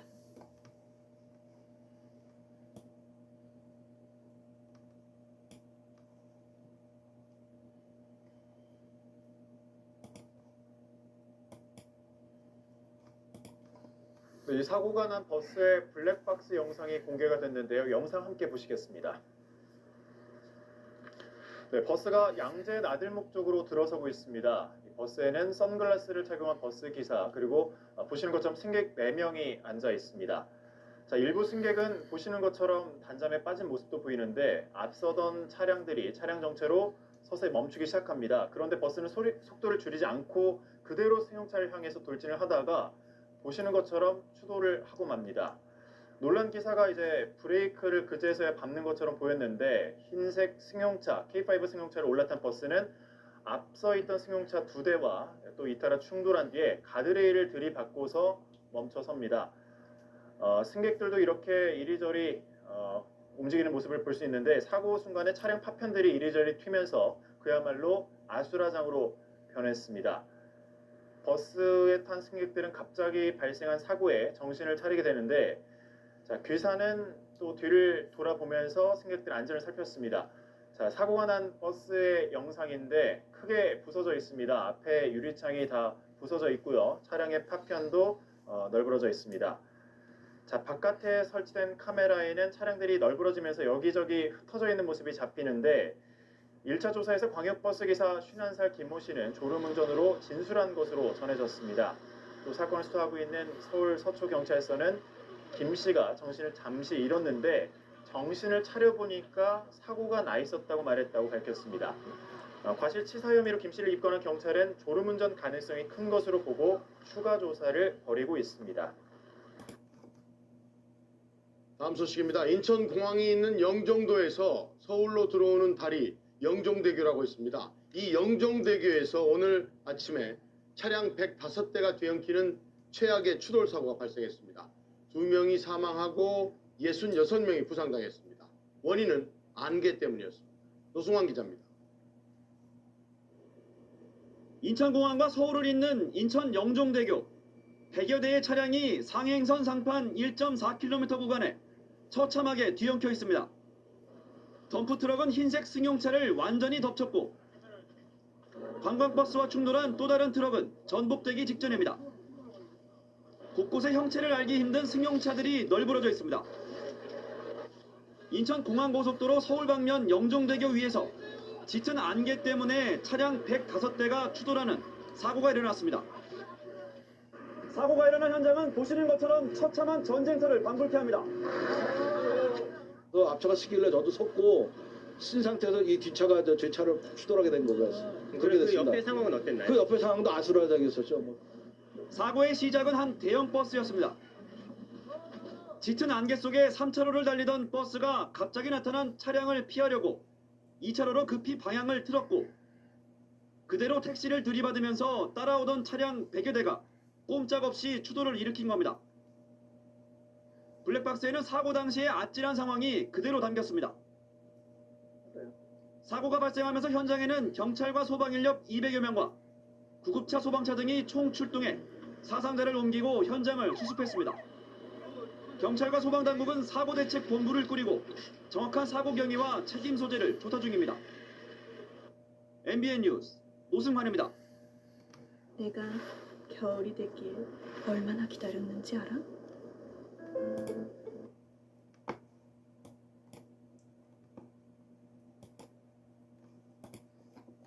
어젯밤 충남 당진에서 SUV 차량이 관광버스를 들이받는 사고가 나 2명이 다쳤습니다. 강원 춘천에서는 승용차가 도로에 서 있던 고장 차량을 들이받는 등 사고가 잇따랐습니다. 김민형 기자입니다. 소방차가 사이렌을 울리고 소방대원들이 분주히 오갑니다. 오늘 새벽 1시 반쯤 경기 시흥에 있는 한 공구 수리점에서 불이 나 약 25분 만에 꺼졌습니다. 이 불로 다친 사람은 없었지만 점포 등 건물 약 50제곱미터 같아 소방 추산 2천만 원의 재산 피해가 났습니다. 소방당국은 목격자 등을 상대로 정확한 화재 원인을 조사하고 있습니다. 빨간색 관광버스 한 대가 도로를 가로막고 있습니다. 어젯밤 11시 10분쯤 충남 당진시 봉생이교 인근 도로에서 서산 방향으로 달리던 SUV 차량이 관광버스를 들이받아 SUV 운전자 등 2명이 다쳤습니다. 소방당국은 편도 2차로 도로에서 유턴하려던 버스를 SUV 차량이 부딪혔다는 목격자 진술 등을 토대로 정확한 사고 경위를 조사하고 있습니다. 어제 오후 8시 20분쯤 강원도 춘천시 동산면 중앙고속도로 원무 2터널 인근에서 춘천 방향으로 달리던 승용차가 1차로에 서 있던 고장 차량을 들이받았습니다. 이 사고로 40대 승용차 운전자가 허리 등을 다쳐 병원으로 옮겨졌습니다. 어제 오후 5시 40분쯤 서울 종로구 종강역 인근 도로를 달리던 버스에서 불이 나 승객 등 6명이 대피하기도 했습니다. MBC 뉴스 김민영입니다. 마스크 때문에 버스 기사와 승객 사이에 충돌이 자주 발생합니다. 주로 버스 기사가 뭔데 마스크를 쓰라 마라 하냐 이런 말로 시작합니다. 기사는 다른 승객을 위해서 분명히 그렇게 말할 수 있고 만약 물리적으로 저항할 경우 경찰이 엄정 대응하기로 했습니다. 이채연 기자입니다. 대낮 충북 청주 도심의 한 버스 정류장 앞. 도망가려던 한 남성이 자신을 붙잡은 버스 기사를 밀치고 욕설을 퍼붓습니다. 연이어 버스 기사의 얼굴과 팔에 수차례 주먹을 휘두릅니다. 버스 기사가 마스크를 턱에 걸친 채 버스에 올라탄 50대 남성에게 제대로 쓰라고 말했다가 벌어진 일입니다. 제대로 착용해달라. 과상을 말씀드렸어요. 그랬더니 어린 놈의 하면서 뭐 주먹 갖다가 얼굴 때리려고 맞다리 같은 하시더라고. 사진 타고 있는 중에. 또 다른 시내버스 안. 마스크를 쓰지 않고 올라탄 승객에게 마스크 착용을 권하자 15분간 트집이 이어집니다. 마스크 쓰라고 한다고 막 계속 저기 투집을 잡으시는 거예요 이제. 분이 풀리지 않았는지 내리던 차에 뒷문을 발로 차버리자 버스 문이 고장나 버립니다. 승객들은 놀라 황당해합니다. 결국 버스는 운행이 중단됐고 버스 기사는 승객들을 뒤따르는 버스에 이동시킬 수밖에 없었습니다. 과징금을 계속 매긴다고 하면 또 너무 강제적으로 억압하는 것 같고 또 대중교통 이용 활성화에 또 저해되는 요인인 것 같아서 결국 경찰이 나서 두 남성을 각각 폭행 혐의와 재물손괴 혐의로 입건했습니다. 경찰은 마스크 미착용 승객이 대중교통 운전자를 폭행하는 경우에 특가법 적용을 적극 검토하고 강력팀이 전담 수계하는 등 엄정하게 대응하고 있습니다. 다른 사람들을 배려하지 않는 일부 승객들의 돌발 행동으로 기사들이 곤욕을 치르고 있습니다. MBC 뉴스 이채연입니다. 대중교통을 이용할 땐 반드시 마스크를 써야 하죠. 그런데 마스크를 쓰지 않아서 버스 승차 거부를 당한 50대 남성이 택시를 타고 5정거장이나 쫓아와 버스 기사를 폭행한 일이 벌어졌습니다. 박재현 기자가 보도합니다. 사흘 전 밤 11시 20분쯤 서울 강북구의 버스 정류장. 50대 남성 A씨가 마스크를 쓰지 않은 채로 버스에 타려 합니다. 버스 기사가 마스크를 쓰라는 손짓을 했지만 A씨는 따르지 않았습니다. 결국 버스 기사는 A씨를 태우지 않고 출발했습니다. 그런데 얼마 후 갑자기 나타난 택시 한 대가 버스 앞을 가로지르더니 택시에서 내린 A씨가 버스를 몸으로 막아섭니다. 승차를 거부당한 A씨가 택시를 타고 무려 5정거장을 따라온 겁니다. 버스에 오른 A씨는 폭언과 폭행을 시작했습니다. 나한테 잘못은 없어요. 문 안 열고 가버린 게 잘못이지. 말리러 온 승객을 두 손으로 밀기도 하고 운전석 가림막을 내리치며 위협합니다. 손바닥으로 버스기사 얼굴을 내려치기도 했습니다. 일을 말할 수 없어요. 인간 이하 침을 받은 게 아주 지금도 좀 불편해요. 눈 떴다 감았다 하기는 불편하고. 승객의 신고를 받고 출동한 경찰은 A씨를 운전자 폭행 혐의로 체포했습니다. 분하고 억울하고 뭐 일을 말할 수 없었지만 승객은 안전하게 모셔야 되겠다 싶어서. 경찰은 지난해 5월 이후 대중교통 이용 중 마스크 착용 관련 시비로 입건된 경우가 500건이 넘는다고 밝혔습니다. 그렇죠. SBS 박진.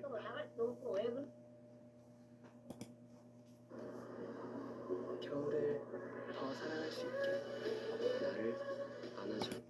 한 버스 승객이 마스크를 쓰지 않으면 버스에 탈 수 없다고 하자 기사를 폭행했습니다. 이걸 말리는 다른 승객도 때렸습니다. 신재훈 기자입니다. 어제 오후 서울 광진구 마스크를 쓰지 않은 한 남성이 마을버스에 올라오더니 자리에 그대로 앉습니다. 기사가 마스크를 쓰지 않았으니 내리라고 방송해도 아랑곳하지 않습니다. 이 남성과 다른 승객, 버스기사 사이에 시비가 벌어졌고 결국 세 사람은 버스에서 내립니다. 남성은 자신을 말리던 시민에게 침을 뱉고 주먹을 휘둘렀습니다. 주먹, 팔꿈치, 목 졸리고 이런 거예요. 머리채 한 3번 잡히고요. 침도 한 10번 정도 뱉고 막무가내로 나오시고. 급기야 기사의 목을 입으로 물기도 했습니다. 두 군데 물린데 살이 떨어져가지고 사람은 마스크를 벗어나서 얘기도 재미 얘기를 한다고. 그러면은 대다수가 보면 소리 거칠게 나와. 남성은 출동한 경찰에 긴급 체포됐고 기사는 곧바로 병원으로 옮겨져 봉합수술까지 받은 것으로 전해졌습니다. 경찰은 이 남성에 대해 구속영장을 신청할 방침입니다. 지난 15일에는 서울 약수역 근처에서 마스크를 쓰지 않아 버스기사가 내리라고 하자 30분 동안 항의해 운행을 중단시킨 남성이 경찰에 입건됐습니다. 마스크를 두고 기사에게 심한 욕설을 하거나 시비를 거는 경우도 잇따르고 있습니다.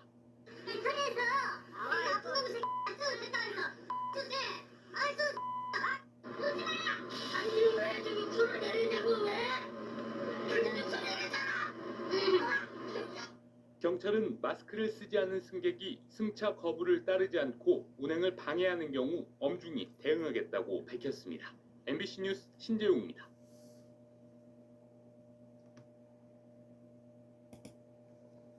마스크를 착용해달라고 한 버스 기사를 승객이 폭행한 일이 또 벌어졌습니다.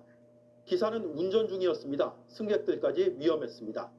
마스크 쓰라는 말이 불쾌했다는 게 이유였습니다. 여도영 기자입니다. 천안으로 가는 버스 안 마스크를 벗고 있는 승객에게 운전기사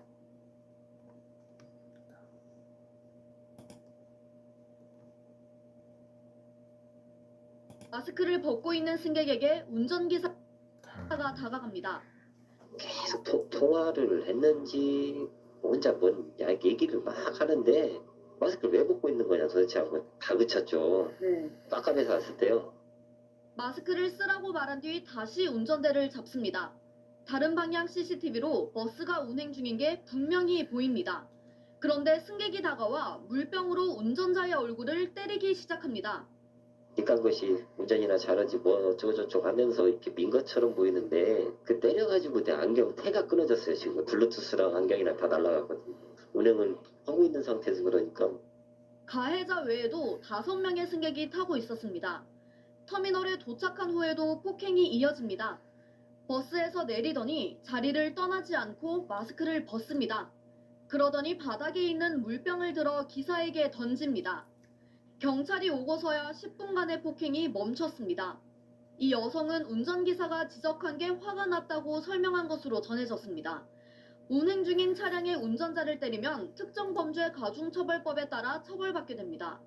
유죄가 인정되면 5년 이하의 징역형이나 2천만 원 이하의 벌금형이 선고될 수 있습니다. JTBC 여도현입니다. 코로나 시대 다른 사람 생각하지 않는 행동은 또 있었습니다.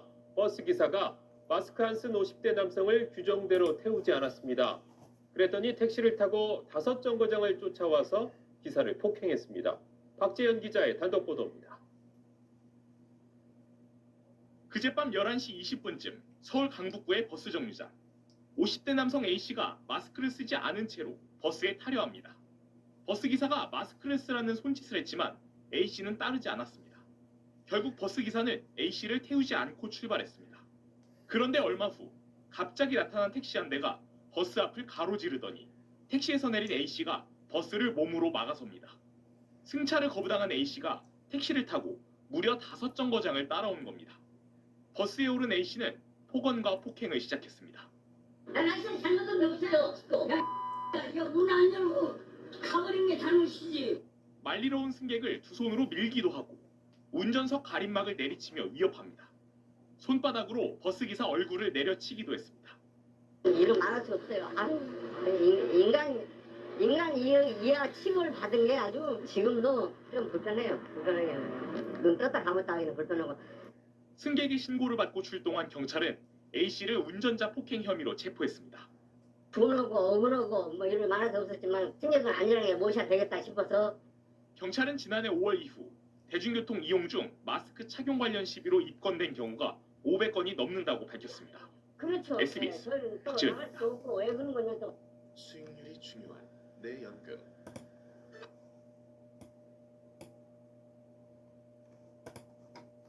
서울에선 초등학생이 마을버스에 치여 숨졌습니다. 저녁 무렵 자전거를 타고 가던 학생을 버스가 좌회전하다가 친 겁니다. 윤아림 기자가 보도합니다. 마을버스가 삼거리에서 잠시 멈춰섭니다. 잠시 뒤 좌회전한 버스가 멈춰서고 그 주변으로 사람들이 모여듭니다. 사고가 난 시각은 어제 저녁 7시 15분쯤. 사고가 난 현장입니다. 좌회전하던 버스는 이곳에서 자전거를 타고 있던 10대 학생을 들이받았습니다. 소방차가 없고 119도 없고 막 그리더라고. 사람 엄청 많았어요. 정지가 없기는 했어. A군은 사고 직후 심정지 상태로 병원으로 옮겨졌지만 결국 숨졌습니다. 사고 현장은 차량 주행 속도가 시속 30km로 제한된 도로였지만 어린이 보호구역은 아니었습니다. 차들이 이제 신호가 자주 바뀌니까 빨리 가느라고 제가 알기로도 한 달 사이에 한 두세 번 난 것 같은데. 마을버스를 몬 60대 기사는 당시 음주 상태는 아니었던 것으로 확인됐습니다. 경찰은 이 마을버스 기사를 교통사고 처리 특례법상 치사 혐의로 입건해 정확한 사고 경위를 조사하고 있습니다. KBS 뉴스 윤아림입니다.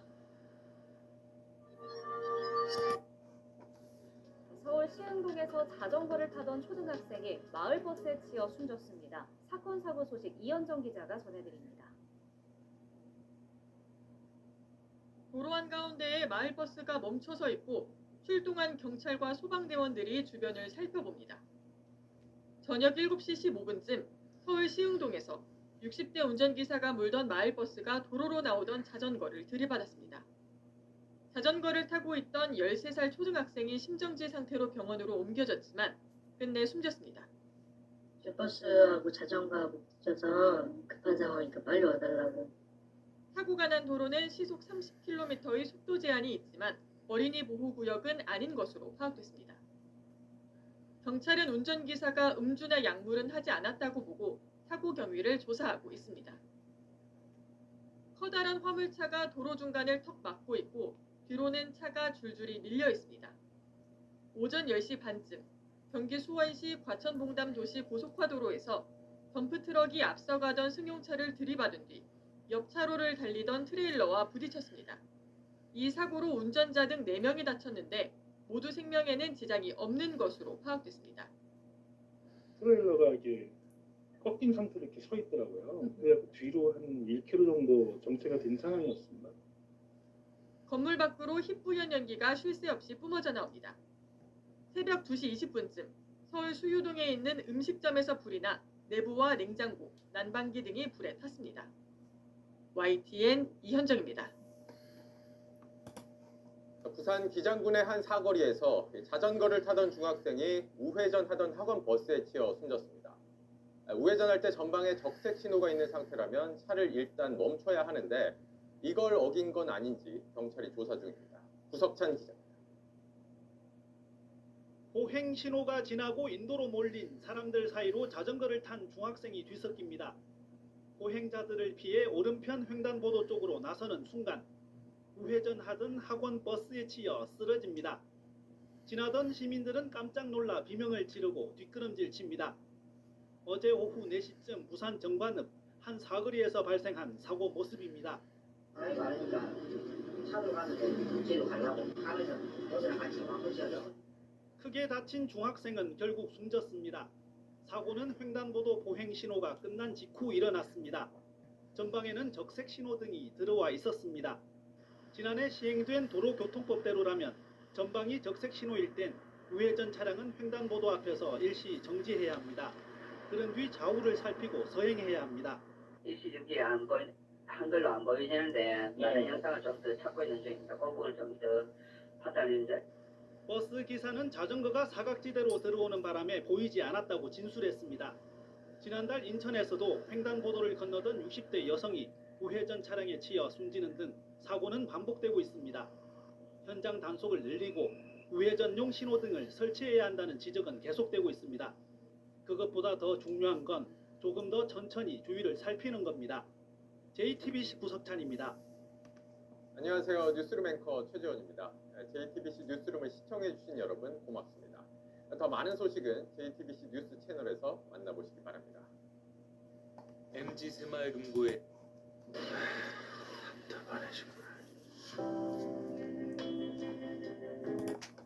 자전거 타고 가다가 갑자기 열린 차량 문에 부딪힌 60대 남성.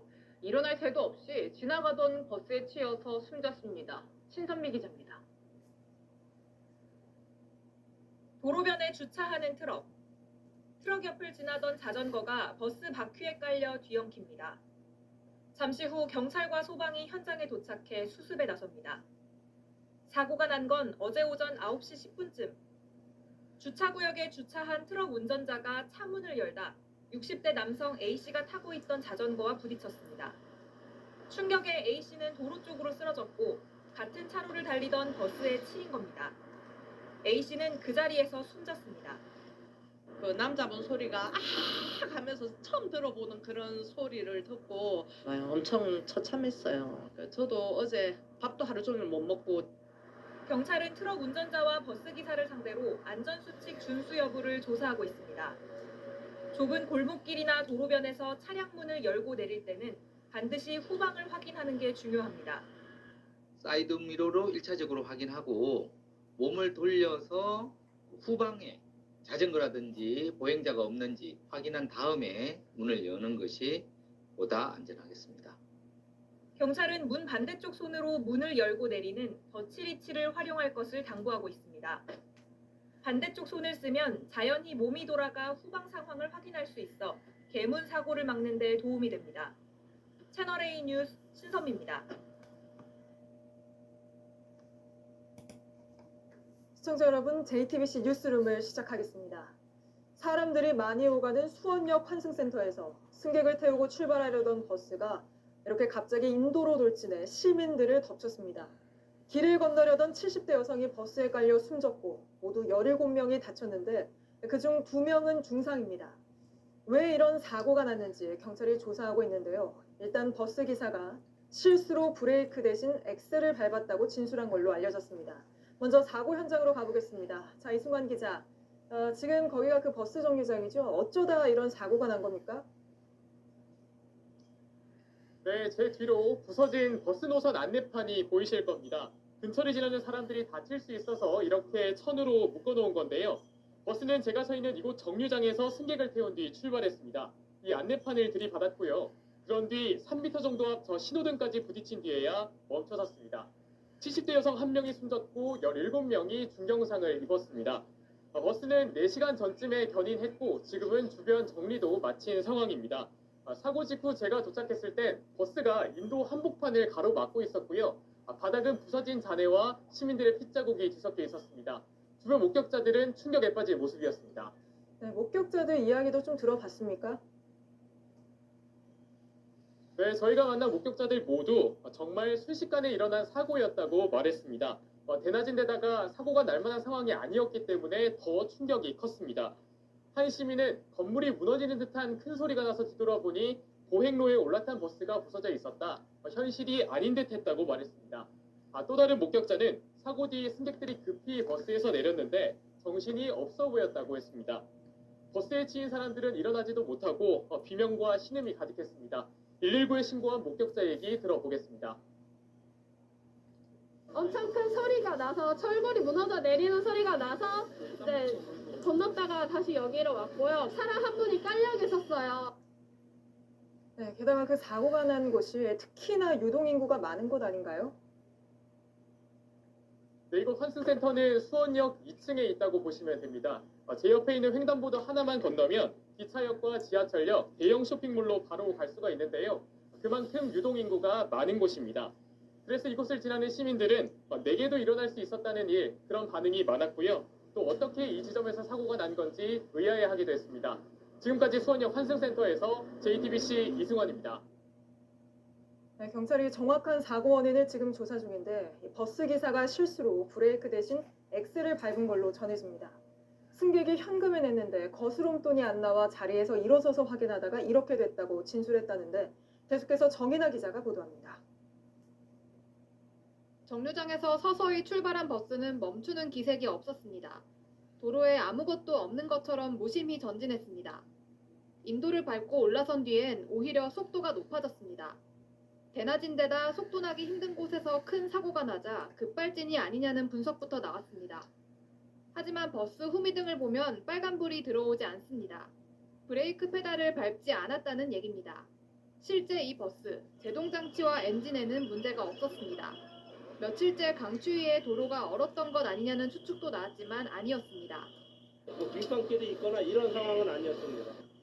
50대 버스 기사는 음주 상태가 아니었고 특별한 지병도 없었습니다. 다만 기사는 경찰 조사에서 승객이 현금을 냈는데 거스름돈이 안 나와 확인하느라 자리에서 몸을 뗐다고 말했습니다. 그러다 버스가 움직이자 급히 운전석에 앉아 제어하려 했지만 사고를 막지 못했다는 겁니다. 차가 움직이니까 그 차를 정지시키려고 앉아서 브레이크 밟으려고 하다가 그게 당황해서 엑셀레터를 밟았다. 실수는 잠깐이었지만 피해는 너무 컸습니다. JTBC 정인아입니다. 오늘 사고로 70대 여성 한 명이 숨졌습니다. 병원 간다고 집을 나섰던 아내를 벼랑간 영영 잃게 된 남편은 추우니 따뜻한 손바지 입어야겠다고 말한 게 마지막 대화가 됐다며 아내가 입고 있던 흙 묻은 손바지를 꼭 쥐었습니다. 윤정수 기자입니다. 버스에 부딪힌 70대 여성은 구조 당시 이미 심정지 상태였습니다. 피부 질환 때문에 병원 가던 길이었습니다. 한순간에 사랑하는 아내와 어머니를 잃은 유족들은 말을 잇지 못했습니다. 고인의 남편은 아내가 집을 나서면서 추우니 솜이 든 바지를 입어야겠다고 했는데 마지막 대화가 됐다고 말했습니다. 고인이 입고 있던 흙 묻은 바지와 신발을 꼭 쥐고 있었습니다. 상의도 없이 이것만 받아왔다고 말을 더듬었습니다. 아들은 넋이 나간 채 울었습니다. 유족들은 사고가 날 곳이 아닌데 왜 사고가 난지 모르겠다고 반복해서 얘기했습니다. 사고 원인이 밝혀져도 상처가 아물긴 어렵습니다. JTBC 윤정주입니다. 안녕하세요. 뉴스룸 앵커 한민용입니다. 오늘도 JTBC 뉴스룸을 시청해주신 여러분 고맙습니다. 오늘 저녁에도 뉴스의 현장에서 찾아뵙겠습니다.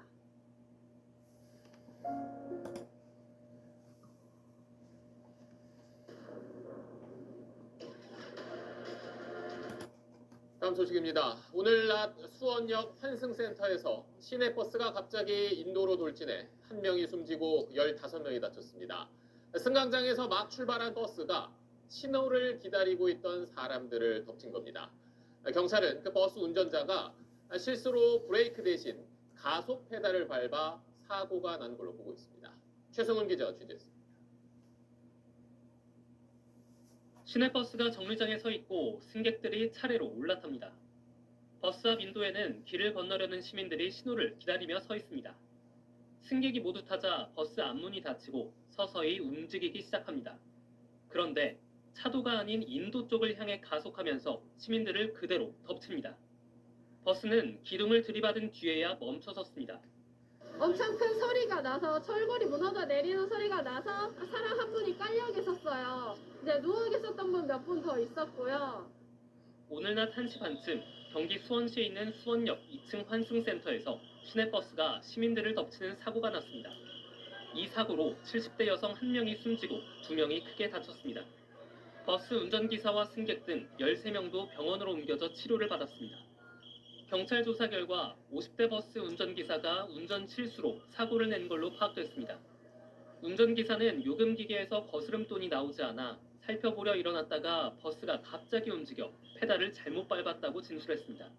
좌석에서 일어났는데 차가 움직이는 걸 보고 급하게 다시 앉아갖고 브레이크를 밟는 되는 게 엑셀레터를 밟았다고 합니다. 사고 당시 운전기사가 술을 마시거나 약에 취한 상태는 아니었던 걸로 조사됐습니다. 경찰은 운전기사를 교통사고 처리 특례법상 치사상 혐의로 입건하고 사고를 낸 버스를 정밀검사해 정확한 사고 경위를 밝힐 계획입니다. SBS 최승훈입니다.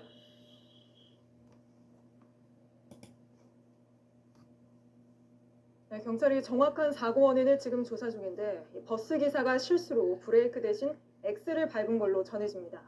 승객이 현금을 냈는데 거스름돈이 안 나와 자리에서 일어서서 확인하다가 이렇게 됐다고 진술했다는데 계속해서 정인아 기자가 보도합니다. 정류장에서 서서히 출발한 버스는 멈추는 기색이 없었습니다. 도로에 아무것도 없는 것처럼 무심히 전진했습니다. 인도를 밟고 올라선 뒤엔 오히려 속도가 높아졌습니다. 대낮인 데다 속도 나기 힘든 곳에서 큰 사고가 나자 급발진이 아니냐는 분석부터 나왔습니다. 하지만 버스 후미등을 보면 빨간불이 들어오지 않습니다. 브레이크 페달을 밟지 않았다는 얘기입니다. 실제 이 버스, 제동장치와 엔진에는 문제가 없었습니다. 며칠째 강추위에 도로가 얼었던 것 아니냐는 추측도 나왔지만 아니었습니다. 뒷방길이 있거나 이런 상황은 아니었습니다.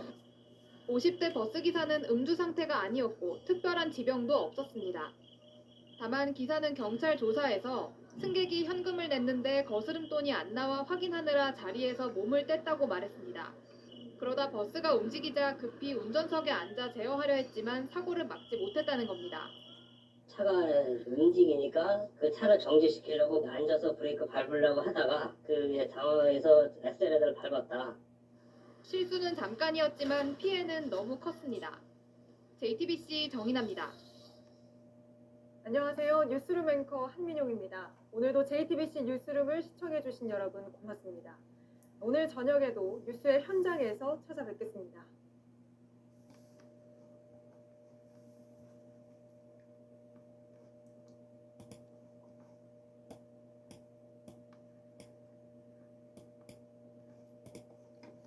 수치해서 음료, 픽할 때.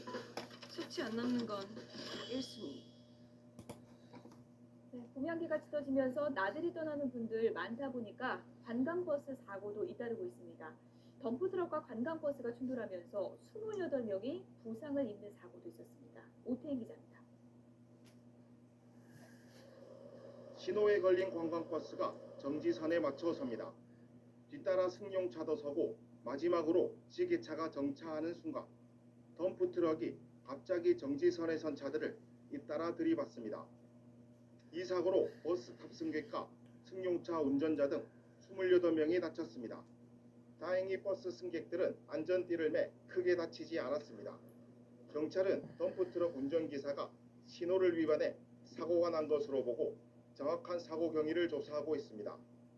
이번 사고는 신호 위반한 덤프트럭이 우측 방향에서 우회전을 하는 SUV 차량을 1차 충격 후 반대 차선에서 신호 대기하는 관광버스 등을 덮친 사고입니다. 광역버스가 강력버스를 들이받은 현장을 놀란 승객들이 바라보고 있습니다. 경부고속도로에서 버스 넉 대와 승합차 등 모두 5대가 잇따라 추돌하는 사고가 난 겁니다. 이 사고로 버스 운전기사와 승객 등 44명이 다쳐 병원으로 옮겨졌습니다. 경찰은 광역버스 운전자가 정차에 있던 앞차를 보지 못해 사고가 난 것으로 보고 있습니다. 터졌다 하면 큰 인명피해로 이어지기 쉬운 버스 사고. 봄 행락철을 맞아 버스 승객들이 많아지는 만큼 버스 사고에 대한 각별한 주의가 필요해 보입니다. YTN 오태인입니다. 다음 소식입니다. 또 관광버스 사고가 났습니다. 단풍놀이를 가던 산행객들이 타고 있던 버스가 가드레일을 들이받고 넘어져 4명이 숨지고 20여 명이 다쳤습니다. 먼저 이승섭 기자입니다. 고속도로 3차로를 달리던 관광버스 앞으로 오른쪽에서 갑자기 흰색 승용차가 끼어듭니다. 휘청한 버스는 중앙분리대와 가드레일을 잇따라 들이받고 넘어집니다. 일부 승객은 밖으로 빠져나왔지만 수십 명은 버스 안에 갇힌 상태, 구조 요청이 이어집니다. 지나던 운전자와 경찰, 부상자까지 힘을 합쳐 넘어진 버스를 세우려 안간힘을 씁니다. 어떡하면 좋아, 사람들이 못 나오고 있어. 오전 9시 반쯤 경부고속도로 부산 방향 회덕 분기점 부근에서 55살 이모 씨가 몰던 대형 관광버스가 옆으로 넘어졌습니다. 사고의 충격으로 버스 한쪽은 마치 종이장처럼 구겨졌고 물건들이 밖으로 쏟아지면서 도로는 아수라장으로 변했습니다. 이 사고로 승객 75살 이모 씨 등 4명이 숨지고 22명이 다쳤는데 8명은 중상입니다. 모두 경기도 수원의 산악회원들로 단풍놀이차 전북 완주 대둔산으로 가던 중이었습니다. 경찰은 관광버스가 갑자기 끼어든 승용차를 피하려다 난 사고로 보고 있습니다. 자기 차량 앞으로 끼어들어서 그 차량을 피하기 위해서 핸들을 꺾는 바람에 균형을 잃고 경찰은 관광버스 기사를 상대로 과속 여부 등을 조사하고 버스 앞에 끼어든 승용차를 추적해 과실이 확인되면 형사 입건할 방침입니다. MBC 뉴스 이승섭입니다. 새벽 시간 고속도로에서 버스 한 대가 2km 정도를 역주행하다가 화물차 석 대와 잇따라 부딪혔습니다. 이 사고로 버스 운전자가 숨졌는데 경찰은 왜 역주행을 한 건지 그 이유를 조사하고 있습니다. 박세원 기자 취재했습니다. 대형 관광버스가 고속도로 한복판을 가로질러 서 있고 화물차 한 대가 버스 한가운데를 들이받고 멈춰 있습니다. 버스 반대편에는 잇따라 부딪힌 화물차 2대가 찌그러져 있고 파편이 일대에 널브러져 있습니다. 좀 기다려주세요. 앰뷸런스 다 오니까 구조대 오니까 좀 기다려주세요. 오늘 새벽 5시 45분쯤 경기 여주 중부내륙고속도로 여주 분기점 부근에서 60대 A씨가 몰던 버스가 화물차 석 대와 잇따라 부딪혔습니다. A씨는 병원으로 옮겨졌지만 숨졌고 부상당한 화물차 운전자 3명은 치료를 받고 있습니다. 사고 당시 버스에는 A씨 외에 다른 탑승자는 없었습니다. 버스는 사고 직전 뒤로 보이는 여주 분기점 인근에서 유턴했는데 일시적으로 차선이 넓어지는 구간입니다. 이곳에서 A씨는 여러 차례 전진과 후진을 반복하며 버스를 돌린 걸로 파악됐습니다. 유턴한 버스는 서울 방면 1차로로 2km가량 역주행하다 사고를 냈습니다. 이 여파로 버스가 편도 2차로 도로 전체를 가로막으면서 도로 통행이 5시간 가까이 차단되기도 했습니다. 경찰은 버스가 역주행한 이유 등 사고 원인 조사에 착수했는데 A씨가 숨지면서 CCTV와 목격자 등을 중심으로 경위를 조사하고 있어 결과가 나오기까지는 시간이 걸릴 걸로 보입니다. SBS 박세원입니다. 네, 안녕하십니까. 김현우입니다. 더 많은 뉴스와 라이브 이벤트를 보고 싶으시면 화면 오른쪽을 눌러서 구독해 보시길 바라겠습니다. 또 저희 SBS 앱을 다운로드 하시면 속보 알림도 받아보실 수 있습니다. 항상 저희 SBS 뉴스를 시청해 주셔서 대단히 고맙습니다. 올해도 착한 사람에게 상을 줘야지.